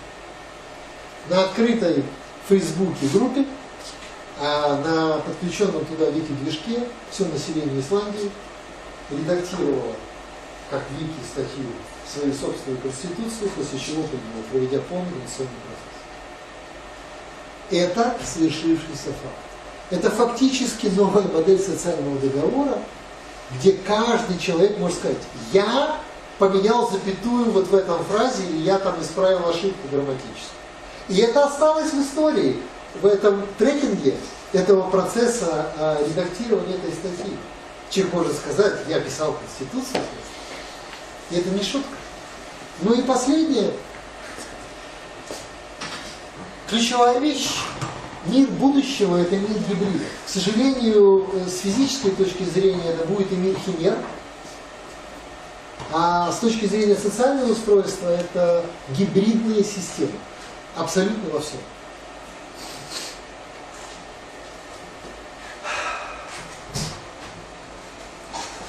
Средний класс не фактически означает, что все поднимаются за $30 000 в год. Порог стоимости, который покрывает основные, как в пирамиде Маслоу, потребности, он снижается. Потому что эффективность процесса повышается, и стоимость продуктов снижается. Вот этот рост, безусловно, за счет, с точки зрения населения, будет происходить в Азии, Индия, Китай, что угодно. Но это писала ЦРУ, в моем понимании, самый большой потенциал, на который нужно смотреть с точки зрения бизнеса всем, где искать для себя рынки зрита, это Африка. Но одновременно с этим мы фактически стоим на пороге обязательно будущее иметь место глобальной пандемии. Будет ли это вирус, будет ли это не вирус, я не знаю, я не могу сказать, что станет причиной, но, к моему глубокому сожалению, при сегодняшнем объеме перемещения людей не случится это событие не может. Возвращаясь к Ильфу и Петрову, после того, когда последний жилец застраховался от пожара, квартира не могла не сгореть. Все застраховались от пожара, квартира обязательно сгорит. Мы 1000% попадем в условия пандемии. Как спасалась Европа в условиях пандемии? Куда бежали люди? Люди бежали из агломерации городов, они возвращались в сельскую местность. И именно пандемия станет причиной покидания городов. Все брошенные города Азии, которые джунгли поглотили, Мачу-Пикчу, города Шелкового пути, которые поглотила пустыни, или африканские какие-то брошенные поселения, в 90 случаях из 100 первопричиной являлась принесенная караваном или пришедшая пандемия с перемещением людей. Все эпидемии холеры, чумы – это результат либо военных походов, либо торговых операций, которые привезли либо с крысами, либо в результате прямой передачи, не мутирующие вирусы, чего-чего. К моему глубокому сожалению, самым страшным последствием миграции в Европу обязательно будет снова история про пандемию.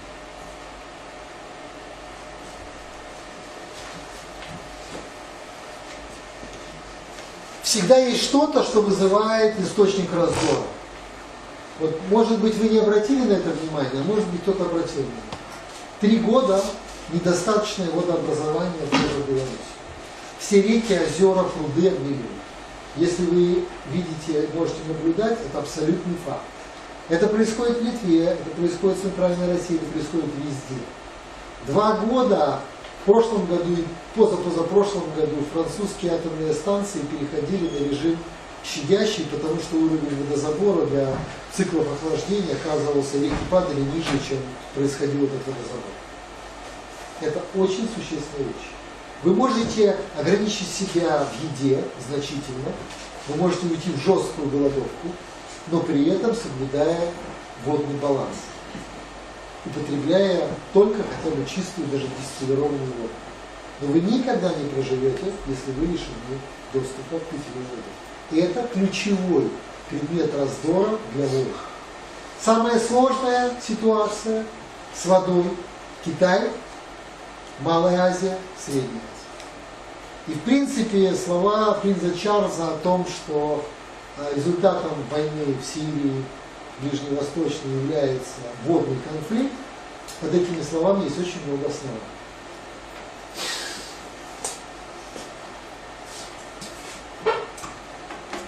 Восьмой год был звоночком, но это не изменило на сегодняшний день, до последних месяцев, не изменило саму модель. Она меняется сейчас. Сдулся, скукожился и снова исчезнет в небытие на долгое время такой объект, который называется Китай, на который все пытались сделать ставку, как на, к сожалению, дохлую лошадь. Китаю не надо, если его трусы дешевые, рубашки, там, пластмассовые игрушки не потребляют в Европе или в Америке, то Китаю не нужно ни лес, ни нефть, ни газ. И это все скукожится. При всех обстоятельствах, к сожалению, даже внешний торговый оборот России и Китая сократился на 30% за 1 год. Потому что Китай практически больше ничего нет. Я потом скажу немножко о Китае, как бы на итоговой части разговора, что может быть и как может быть, но к моему глубокому сожалению, там не будет жизни. снова очень длительное время. А раз это происходит, то весь аспект роста потребления, сырья, продуктов, широты этих продуктов, ассортимента, все уходит. Если вы не продаете место на полке, то вам не нужен супермаркет. В советском гастрономе был обязательный перечень СКИ. Знаете, сколько было позиций в гастрономе советской? 98. 98. Сколько сегодня в супермаркете? 1010. От 3. В советском гастрономе продавали товар. В супермаркете продают место не продают. Поэтому заведующую советского гастронома, если оборачиваемость товарно-денежных средств вырастала свыше 7-8 суток, ее снимали с работы. Поэтому можно было держать низкую маржу и зарабатывать как минимум 60 раз в год при 5-6 днях оборота. Поэтому это была эффективная система. Когда вы ставите маржу 80, 100, 200%, и у вас оборачиваемость выходит за 30 дней, это неэффективная система. Поэтому вам нужно что-то, что покрывает издержки вашего существования. Когда рушился Советский Союз, первая умерла система снабжения, то есть база, потом умерла советская торговля. А советская торговля начала умирать с больших универсальных двухэтажных гастрономов типа Заставского. Сначала закрыли второй этаж на обслуживание, потом на первом этаже в лучшем случае оставалось 20% или треть выгороженной. Потому что нечем было. Модель потребления, даже если вы сейчас посмотрите на свой холодильник, вы не насчитаете больше, чем 30-40 позиций, включая даже погреб и консервы, и там какие-то домашние консервации, которые стоят у вас где-нибудь в кладовке. Ну нет больше, не надо никому. Тогда зачем вам нужно 3000 стоит? Где логика? Прошу.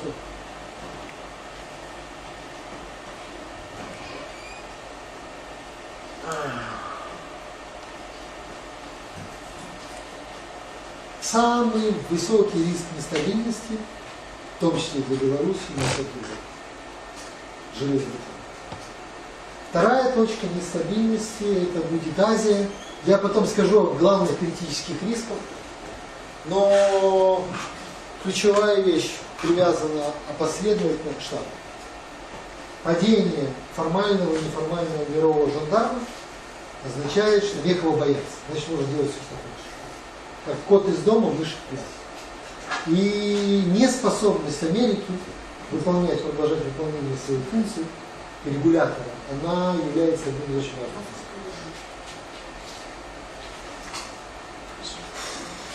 Может быть, это не очень ожидаемый для вас факт, но религии, как традиционные, так и религии, возникающие новые, будут мировым трендом на ближайшие 30, 40, 60 лет.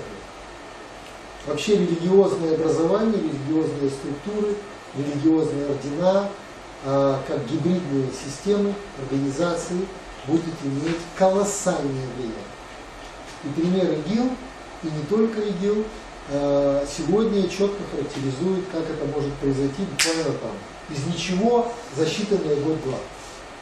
А второе, все начнут снова вспоминать свою национальную идентичность и свое происхождение. Потому что бы вы ни делали в своей жизни, рано или поздно, воспитывая ребенка, ты должен прийти и сказать ребенку, что должен быть кто-то авторитет, или должно быть что-то, как событие, факт или персона, чем в своем прошлом, национально идентифицированном прошлом, можно гордиться. Потому что если тебе нечего гордиться, ты ничего не будешь, ты не знаешь, за что тебе бороться и что тебе защищать. Всегда должны быть вещи, которые ведут человеку к пониманию, что в моем прошлом есть многое, чем я могу гордиться, что я должен защищать. А это все так или иначе привязано к идентичности. Потому что кроме идентичности религиозной, которая в любом случае более доминантна, следующий уровень, чуть более низкого порядка, это идентичность национальная. Это тоже будет очень значимый фактор.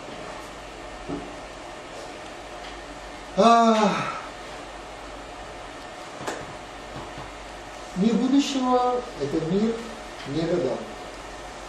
И способности правильного использования, извлечения из этого мусора, вот есть серый шум, извлечение из мусора данных, извлечение полезных вещей, как крупиночек золота при процессе обогащения там, руды или золотоносной породы.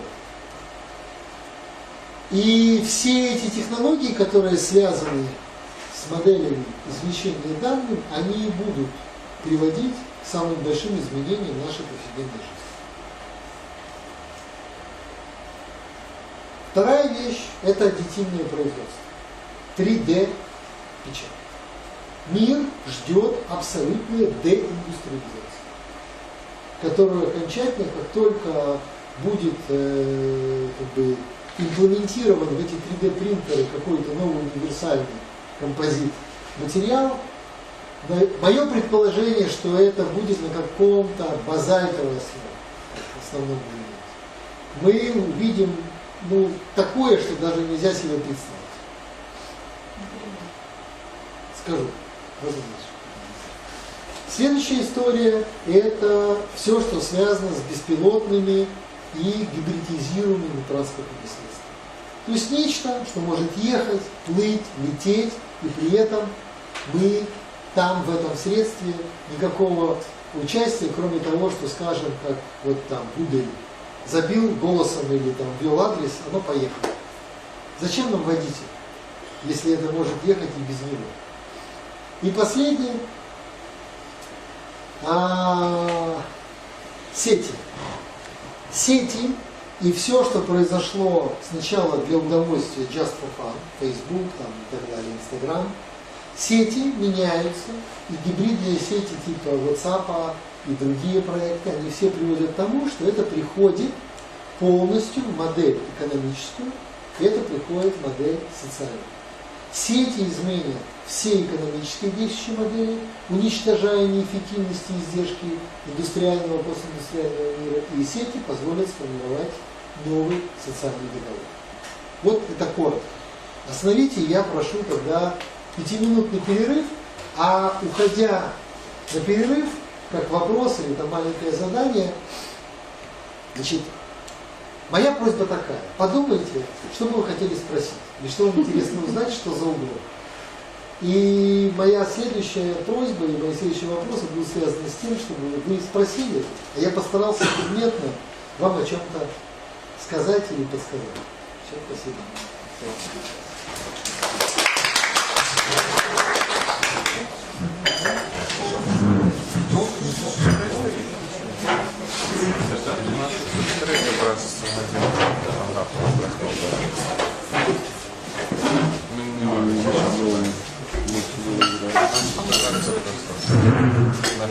Так уже иди, вы можете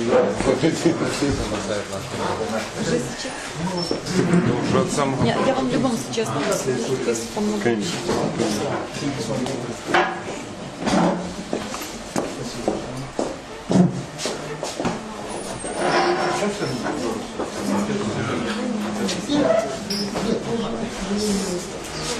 От организатора вот.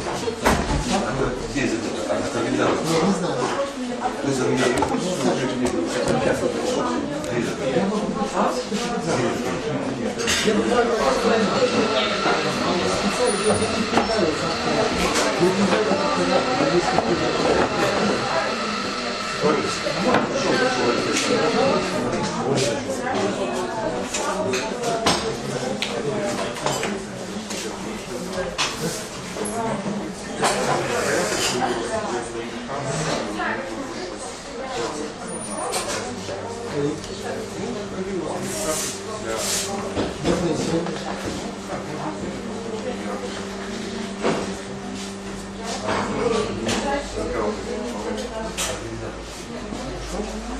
Может, там перерыв какой-то обед или без перерыва.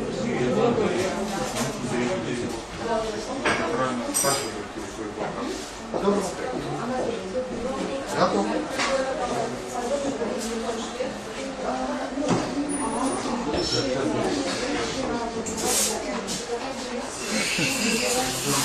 Чем-то камера? Наша. Наша, вы все это дело пишете, да? Зараз так само онлайн веде. Одна звук, точнее не звук, а на флеш пишете. У нас кассетная камера, але это все передается одразу на YouTube. Вот я як транслюю экран, ну, розумієш, вот только это малюет нас. А уже там ты пишешь тени, оно не мает значения. На какую страницу? На YouTube. Ты там налаживаешь совесть, да? Ну и тут все прозаждемяет. Ты можешь налаживать. Что, у вас накосячило там щось? Треба кадр делать, что? Мне надо звук. Мне нужно был звук. Мы пишем, я говорю, что на ютубе, то зайдите на сайт нашей Нивы. На ютуб канал. Через ютуб на нашу Ниву. Да, просто вот ютуб, ютуб канал это наша Нива. И там будет это видео. Вся трансляция, не ведаете, он будет повсюду ровный. Потому что спочатку, як ми сели, ми включили знешню, это вонкову мікрофон. Але потім, як воно звук став, то пишеться на этот мікрофон, голос мусить бути нормальним. Тому... Ну, там просто что спампуют YouTube видос, можешь дать. Миша, если мы будем... Нет, просто Я к вам говорю, поэтому все, что касается интернета, да? Просто подумал, что он цікавиться саморобом. Я радий за таке питання. Зрозумів, що не накисячує. Ну, так у нас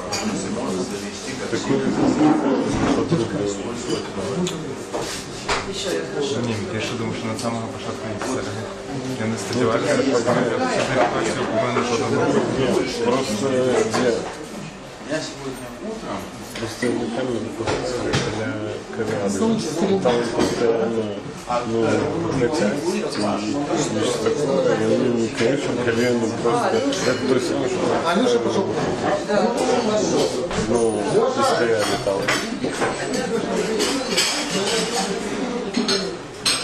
Ты видишь, что даже я не вижу. А закрыться вообще.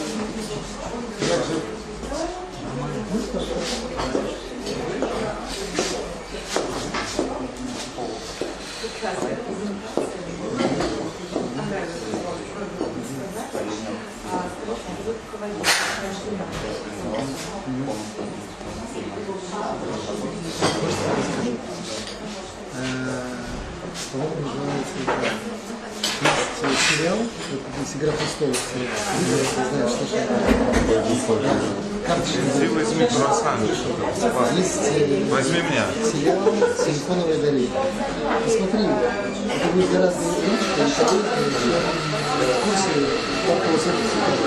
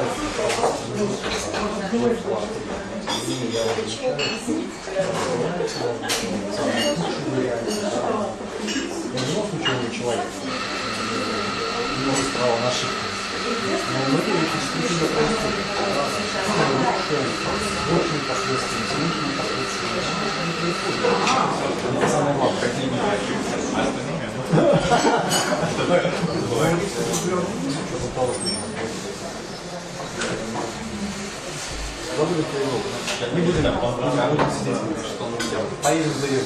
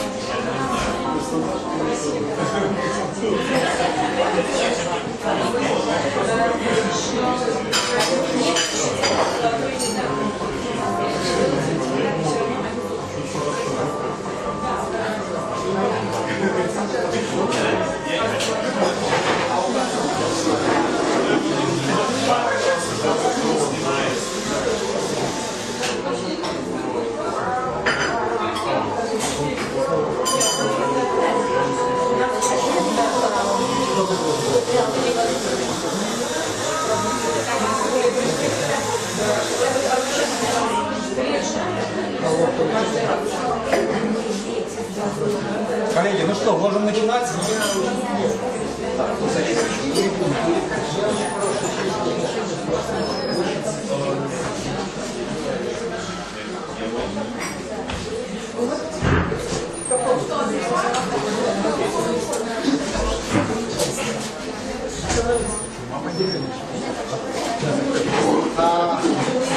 Мое предложение такое, чтобы не давить голову вам заумными утверждениями, а сделать встречу потраченное время предметно полезным для вас, я предлагаю, знаете, как у знатоков, блиц.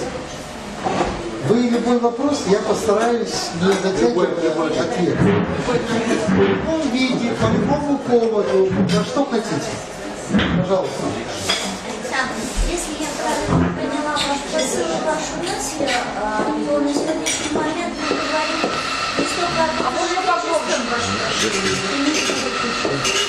говорим не столько об экономическом кризисе, сколько о системном целом кризисе. Это не кризис. Знаете, вот есть два процесса. Во Франции кричали лозунг «Король умер, да здравствует король». Первые кричали «Король умер», но самое главное, что «да здравствует король». То, что происходит, человек испытывает боль, когда он умирает, но еще большую боль испытывается, когда человек рождается. Вот сейчас те проблемы и последствия, и тягости, которые происходят, они происходят потому, что рождается новый мир. Меняется технологический уклад, меняется основная экономическая модель, меняется модель социального договора, меняются из-за модели социального договора, меняются элиты.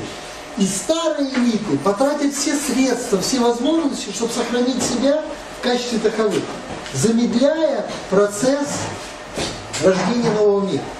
Вот есть метаморфоза природная, когда гусеница ползет, там пошел листочек, превратилась в кокон, живет там себе, потом созревает, наступает время, из кокона рождается бабочка. Индустриальный мир – это гусеница, постиндустриальный мир – это кокон. Сейчас рождается бабочка, совершенно другая экономическая модель. А старый мир пытается обличь ее боксит, говорит, не надо, нам там было сыро, тепло, темно, хорошо, не надо бабочка. Но бабочка совершенно другая степень свободы. И новый мир все равно родится, просто пока он рождается в муках. Как я понимаю, и то, что я вынесла для себя, мы сегодня стоим на, наверное, каждый из нас подходит в определенной мере к переоценке ценностей. Итак, ценности уже переоценены, они уже изменились. Вот я к этому мы лишь их идентифицируем. У нас это все произошло.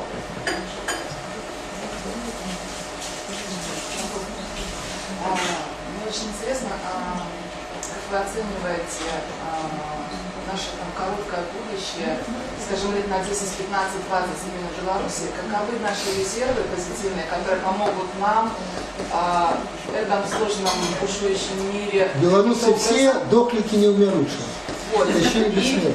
Да. И все-таки, если возможно, вы видите какой-то сценарий, например, мы туда, тогда вот так-то, если туда, вот так-то, я понимаю, что мы сейчас при любом сценарии, куда бы мы ни отпрыгнули в сторону, мы будем жить хорошо. Зуб даю. За что? За счет чего? Зуб даю. Потому что мы хотим хорошо жить. Если вернуться в историю, вот самое главное, чем я хочу гордиться, тем, что мои предки и я литвин.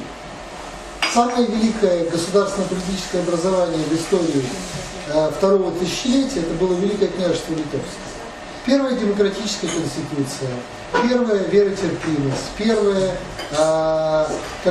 договорной уклад отношений государственных. Самая развитая экономика, самое развитое сельское хозяйство. Самое развитое демократическое общество. Как вы оцениваете, будет ли возрождение нового экономического образования от Балтийского учетного? Так оно уже де-факто есть. Будет развиваться? Да, 100%. Какие рынки мы будем опираться? Только нам собственные рынки. Украина, Польша. Литва, Латвия, Эстония, Болгария, Румыния, Венгрия, огромный рынок. Что будет с маргиналами? С маргиналами. Останутся маргиналами. То есть, как же жить с ними? Нормально. Как будет общество реагировать на маргинальность? Как в фильмах про будущее. Маргиналы под землей, ну или где смогли сохраниться остальные, живут так, как считают тоже правильно. Можно питание? Ваш самый большой просчет в бизнесе, почему произошел и как последствия исправления? Лет 20 назад не только бизнес, но было событие, которое я думал, что это самое худшее, что случилось в моей жизни.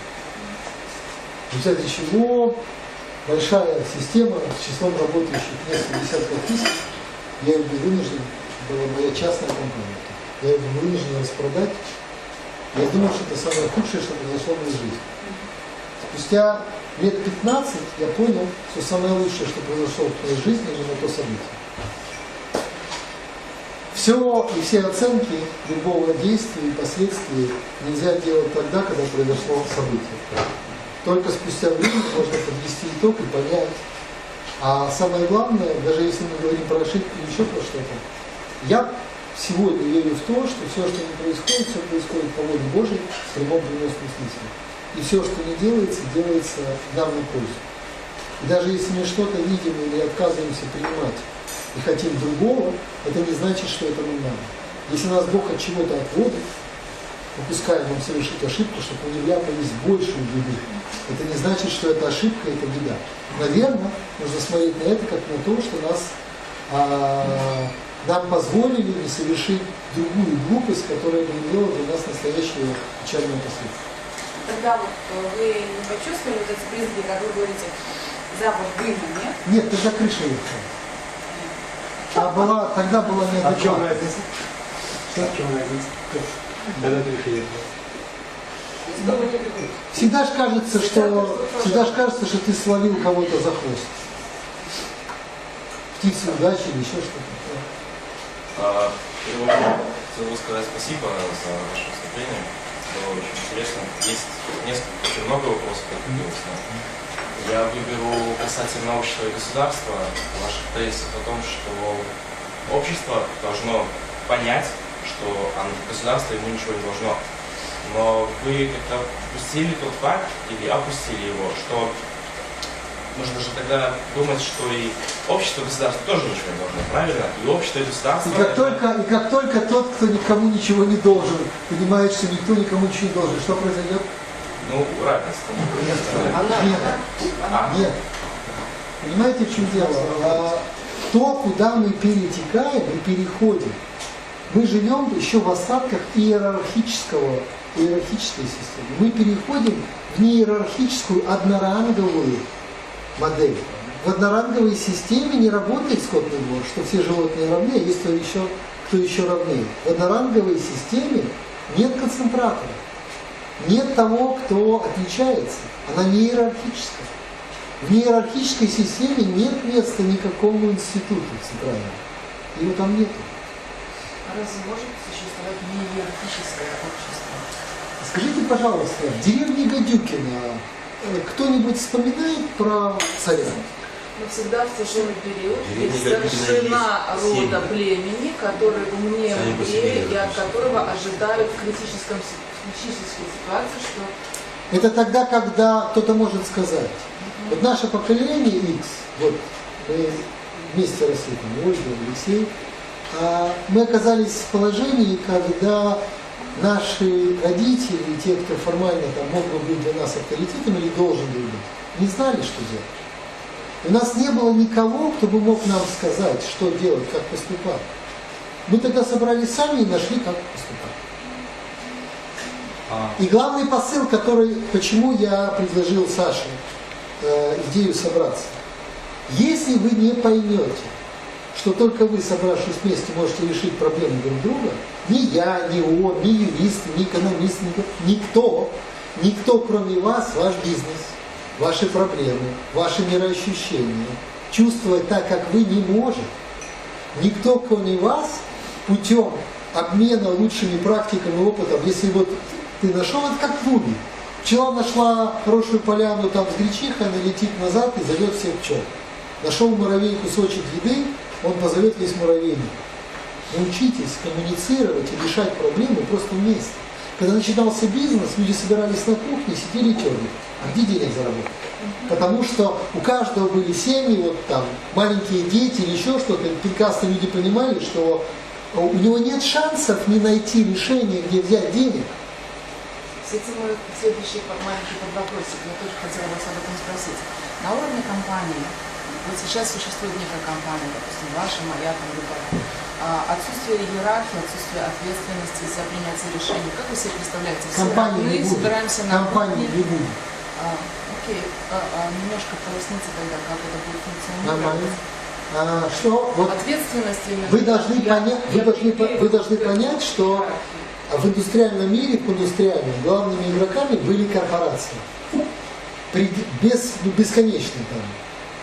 Многофункциональные холдинги, вертикально интегрированные нефтяные компании с полным циклом производства, там, от гвоздя до там, АвтоВАЗ, который производил от резинки до готового автомобиля и так далее и тому подобное.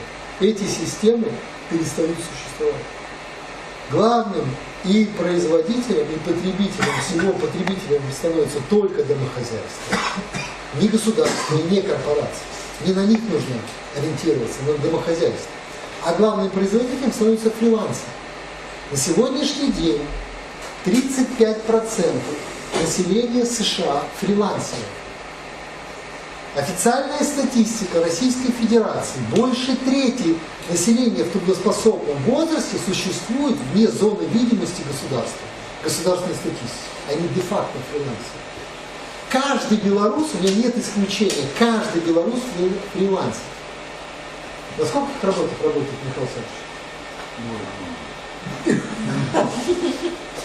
А как ты определимся в терминологии все-таки, что вы имеете в виду, когда говорите отсутствие иерархии? Если вы собираетесь на кухне втроем, с маленькими детьми, вы в любом случае придумываете-то вы вместе, накидываете, да, пул этих вариантов, но потом, когда вы придумали, вы распределяете обязанности. Ты будешь отвечать за это, ты за это. Никто не распределяет.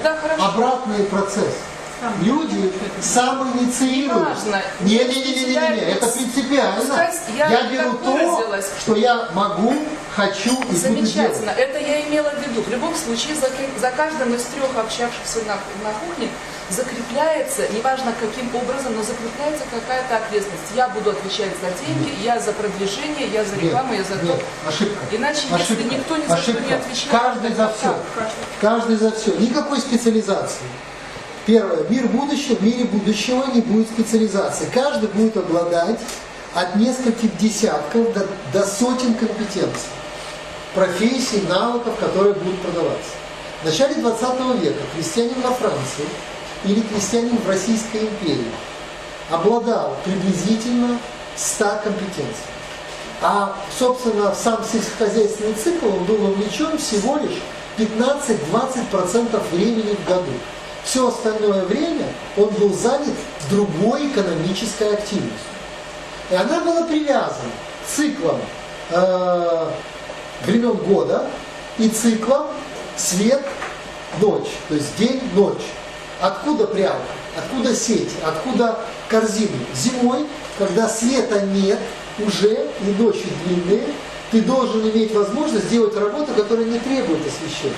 Потому что осветить тогда дом было невозможно. Мне нужно было только лучина, мерцание, и все, достаточно. Остальное время дикоросы, ловля рыбы, селки на зверя, все, что хотите.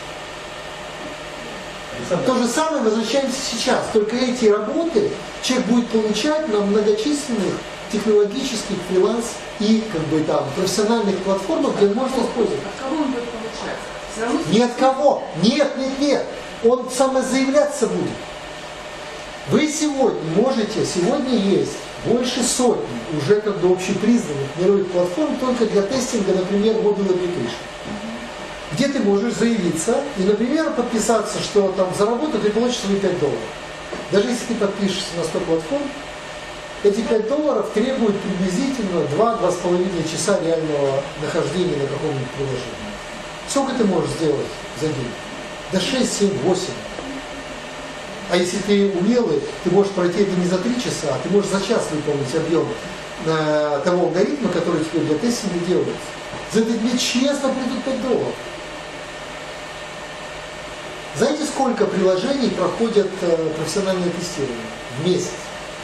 Порядка 1 миллиона.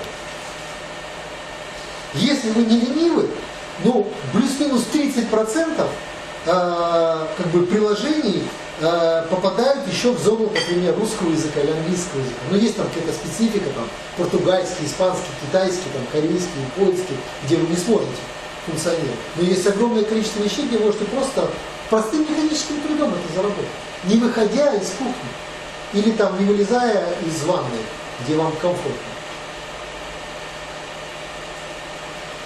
Александр, сейчас 100 тысяч белорусов находится не в поле зрения государства, и государство, и президент, в том числе, значит, в этом году принимать меры, чтобы как бы выявить, взыскать налоги. Я уже не говорю о других, кто там работает на 3 И это предпосылка заключения нового социального договора. Помните бы подкуп, когда ты мог пойти на воинскую службу, либо откупиться? Это то же самое. То есть нужно просто предложить модель четкого договора. Сегодня это минимальная сумма. Придет время, я как в том числе и белорусский гражданин, я пойду и заплачу свой налог на то место. Хотя я не пользуюсь ничем здесь.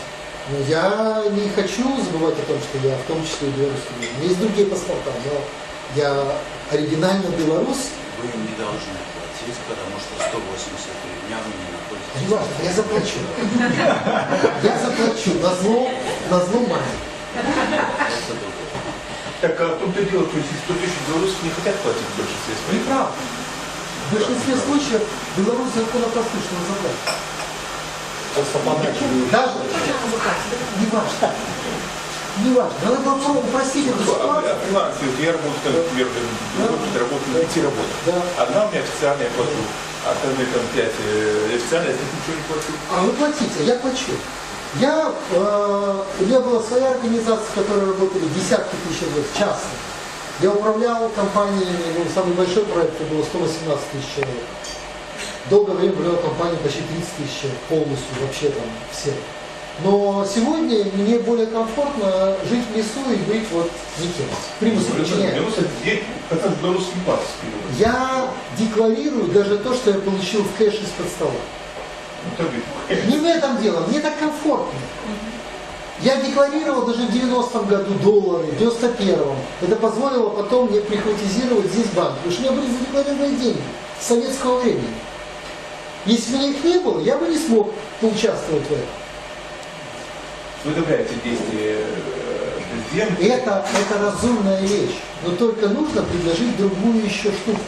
Я должен найти какой-то баланс, что вот окей, давайте я вам плачу, а вы про меня забудьте. Я не хочу пенсии, не хочу врача, я не хочу социальной помощи, я не хочу льготы по ЖКХ.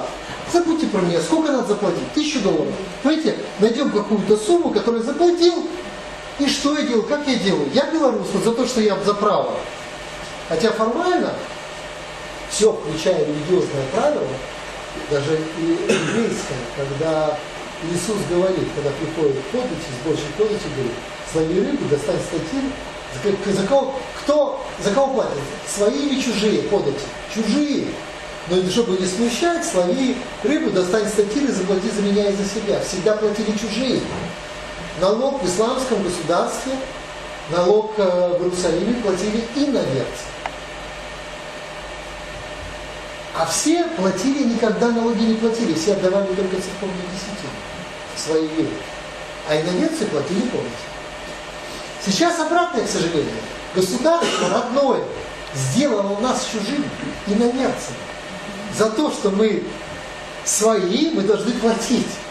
Хотя всегда модель оплаты должна была быть построена, что платят чужие. Но сегодня это правильно.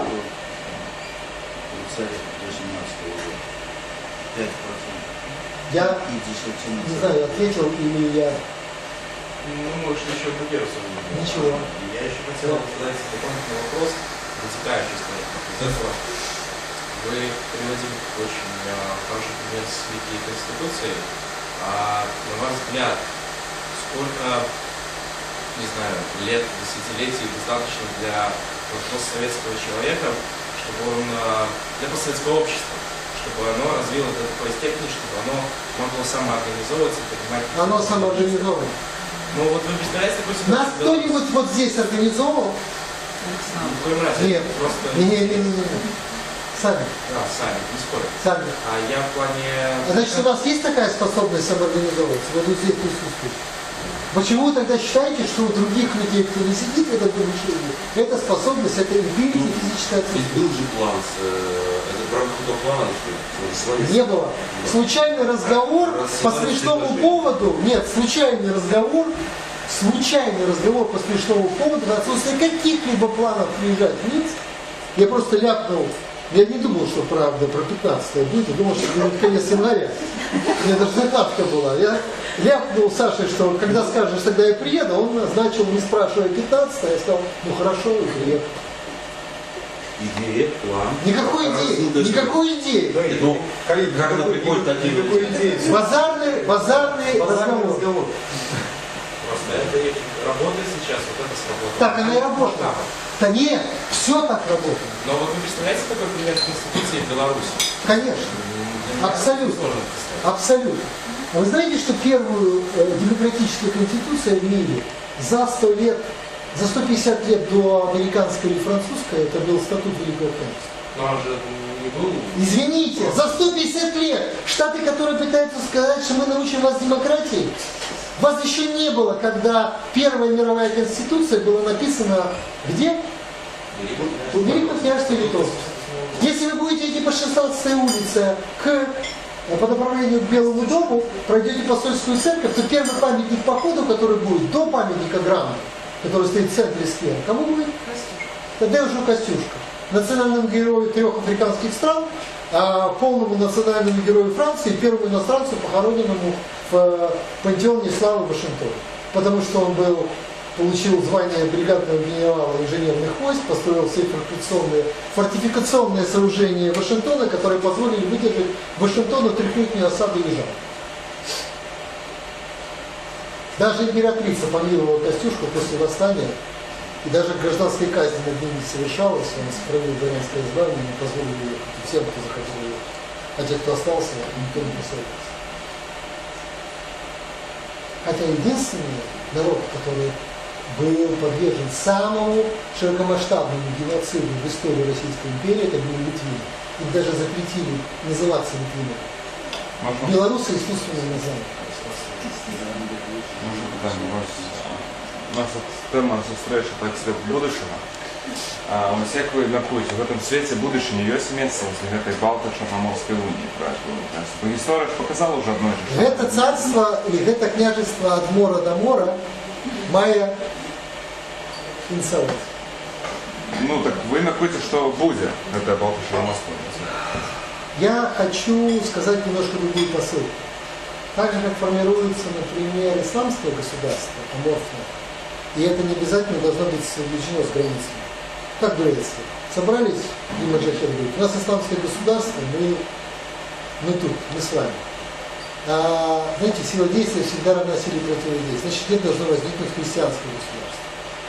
Альтернативы центру христианства, которое появилось на этих территориях гораздо раньше, чем даже в Москве. Ну, это же не серьезно. Ватикан який-небудь не Ватикан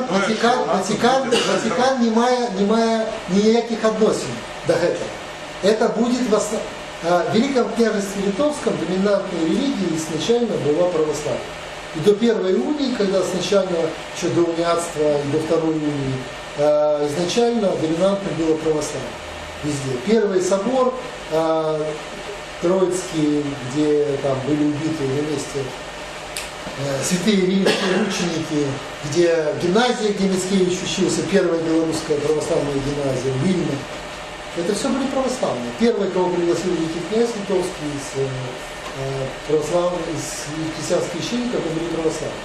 В Вильно до сих пор доминанта центральной части города православных, не католических. Так это тогда объединяться войной с поляками. Не надо, это была большая ошибка. Унии, когда допустили, это привело к разладу. Очень многие процессы, которые происходили в Великом княжестве Литовском, они заложили до сих пор и влияют на то, как строится и сегодня государственное образование. В очень многих аспектах. Ошибкой была попытка унификации и формирования немецкой религии. Это была ошибка, которая создала предпосылки тех противостояний, больше всего, которые проявились на Украине, ну или как бы западная, восточная часть, или там правый берег Днепра. И там это вылилось в историю там, про Тараса Бульбу и про все остальные вещи. И это же подорвало величие и стабильность, собственно, самого княжества Литовского и в конечном итоге привело к краху Речи Посполитой. Именно попытка униатства. Ты где-то до места в Беларуси в этом свете. Это не означает, что мы должны иметь общую религию. Католическую и православную, лютеранскую, протестантскую. Мы, если мы понимаем, что мы христиане, мы воспринимаем друг друга. У нас есть, например, межконфессиональный, так называемый диалог, то совершенно спокойно в истории Великого княжества Литовского было событие, абсорбация изгнанных из Западной Европы иудеев. На самом деле в истории иудейского рода, по-моему, не было второй истории, когда бы чужое государство их приняло и даровало полное право гражданства с правом открытого вероисповедания и строительства синагог. Это было сделано только великим князем. Даже после раздела, второго раздела Речи Посполитой между Австро-Венгрией и Российской империей, центр заседлости и границы центра заседлости были определены в прошлых границах ВКР. Ну, цыганам-то нельзя было находиться на территории. А их тут, слава богу, не было. Это было замацовано. Нет ничего тут робить. Мы же не кочевники. Так, а где место Беларуси в этом свете будущем, по-вашему? У нас там по глубине Беларусь может вообще стать центром, инициатором этого процесса формирования в хорошем смысле христианского мира. Нормального мира. И если белорусы вспомнят про то, что они смогли это сделать почти 1000 лет назад, то они легко смогут повторить это спустя 1000 лет. Они же дурнее не станут. Только для этого сначала должны вспомнить, что они не белорусы, а литвины. И добавлю, что был Владимир, говоря, и сырова христианской истории, что именно князь Владимир объединил враждующую между княжеской, получил один большой государственный культуру. Благодаря религии он поехал, он послал своих гонцов по всему миру найти ту религию, которая сможет объединить. Да, не то. С Владимиром сложнее. Владимир в истории Минского государства имеет отрицательный. Ментовка был поганцем на себе. Владимиром. Такой вопрос. Как вы видите развитие Союза в связи с наплывом? Никак не вижу. Я не вижу никакой перспективы и будущего существования Евросоюза. Вопрос не в развале, вопрос он поделится. Гибридное образование на руинах метафизической системы с названием Европейский Союз будет иметь место в будущем. Но это скорее может быть Средиземноморским союзом в идеологии Саркози, который он толкал вместе с Берлускони. И это может иметь больше перспективы, чем... Потому что так же, как между Владивостоком и Калининградом очень мало общности, так очень мало общности между югом Греции и скандинавскими странами. Очень мало. И второй вопрос. Вчера мы говорим о презентации, и вот возник у меня следующий вопрос. Почему США должны перестать быть гарантом всемирной безопасности? Там была такая... Нема грошей, нема пенёнза. Абсолютно. Деньги кончились, а привычка осталась. Сан Саныч, куда, по твоему мнению, уедут европейцы в связи с наплывом товарищей? Куда ушли евреи после изгнания Западной Европы? В ВКЛ. Так а вот про Россию вы сейчас сказали. Что Россию чекает? Вот нафта обрынулась, и она развалится, очень сложный процесс. Я скажу другое. В моем понимании даже Германия превратится снова в пару тысяч удельных край. Почему? А потому что не может быть такого процесса. Если любая метафизическая система, если она выходит из устойчивого состояния, она должна найти уровень технической поддержки на более низком уровне. Этим уровнем даже не будут земли сегодняшней немецкие, это будет ниже. Уровень муниципалитета, городов государства. Вот на этом уровне уровень технической поддержки настоящий. До какого уровня будет разваливаться любое метафизическое образование, это будет зависеть от конкретных условий. Но это, Саша, это предполагает определенный развал государства, локализация экономик. Экономика локализуется де-факто уже не первый год. В цикле потребления или в цикле кросс-бодинг торговли или там транзакций, даже вот межзачеты, которые были в советское время, Например, в области областное управление Стройбанка обеспечило внутри своей территории, происходило там, даже в Советском Союзе, где кооперация и всякие как бы, отношения и связи было всех со всеми, там, и в рамках СССР и Советского Союза, это определяло 2/3, 2/7 всех межрасчетов происходили на территории. Сегодня мои экспертные оценки, личные, не больше 5-7, но предел 10% экономической активности выходит за пределы какой-то локализованной территории.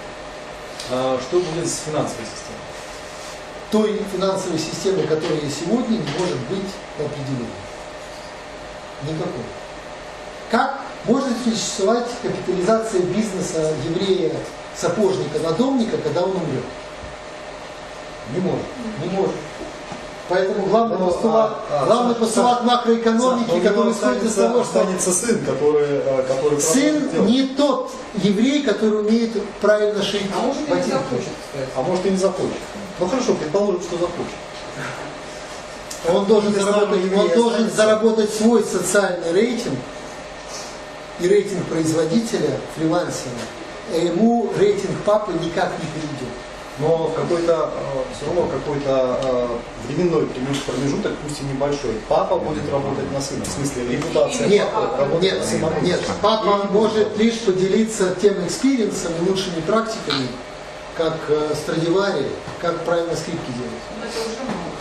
Да? Поэтому внутренняя передача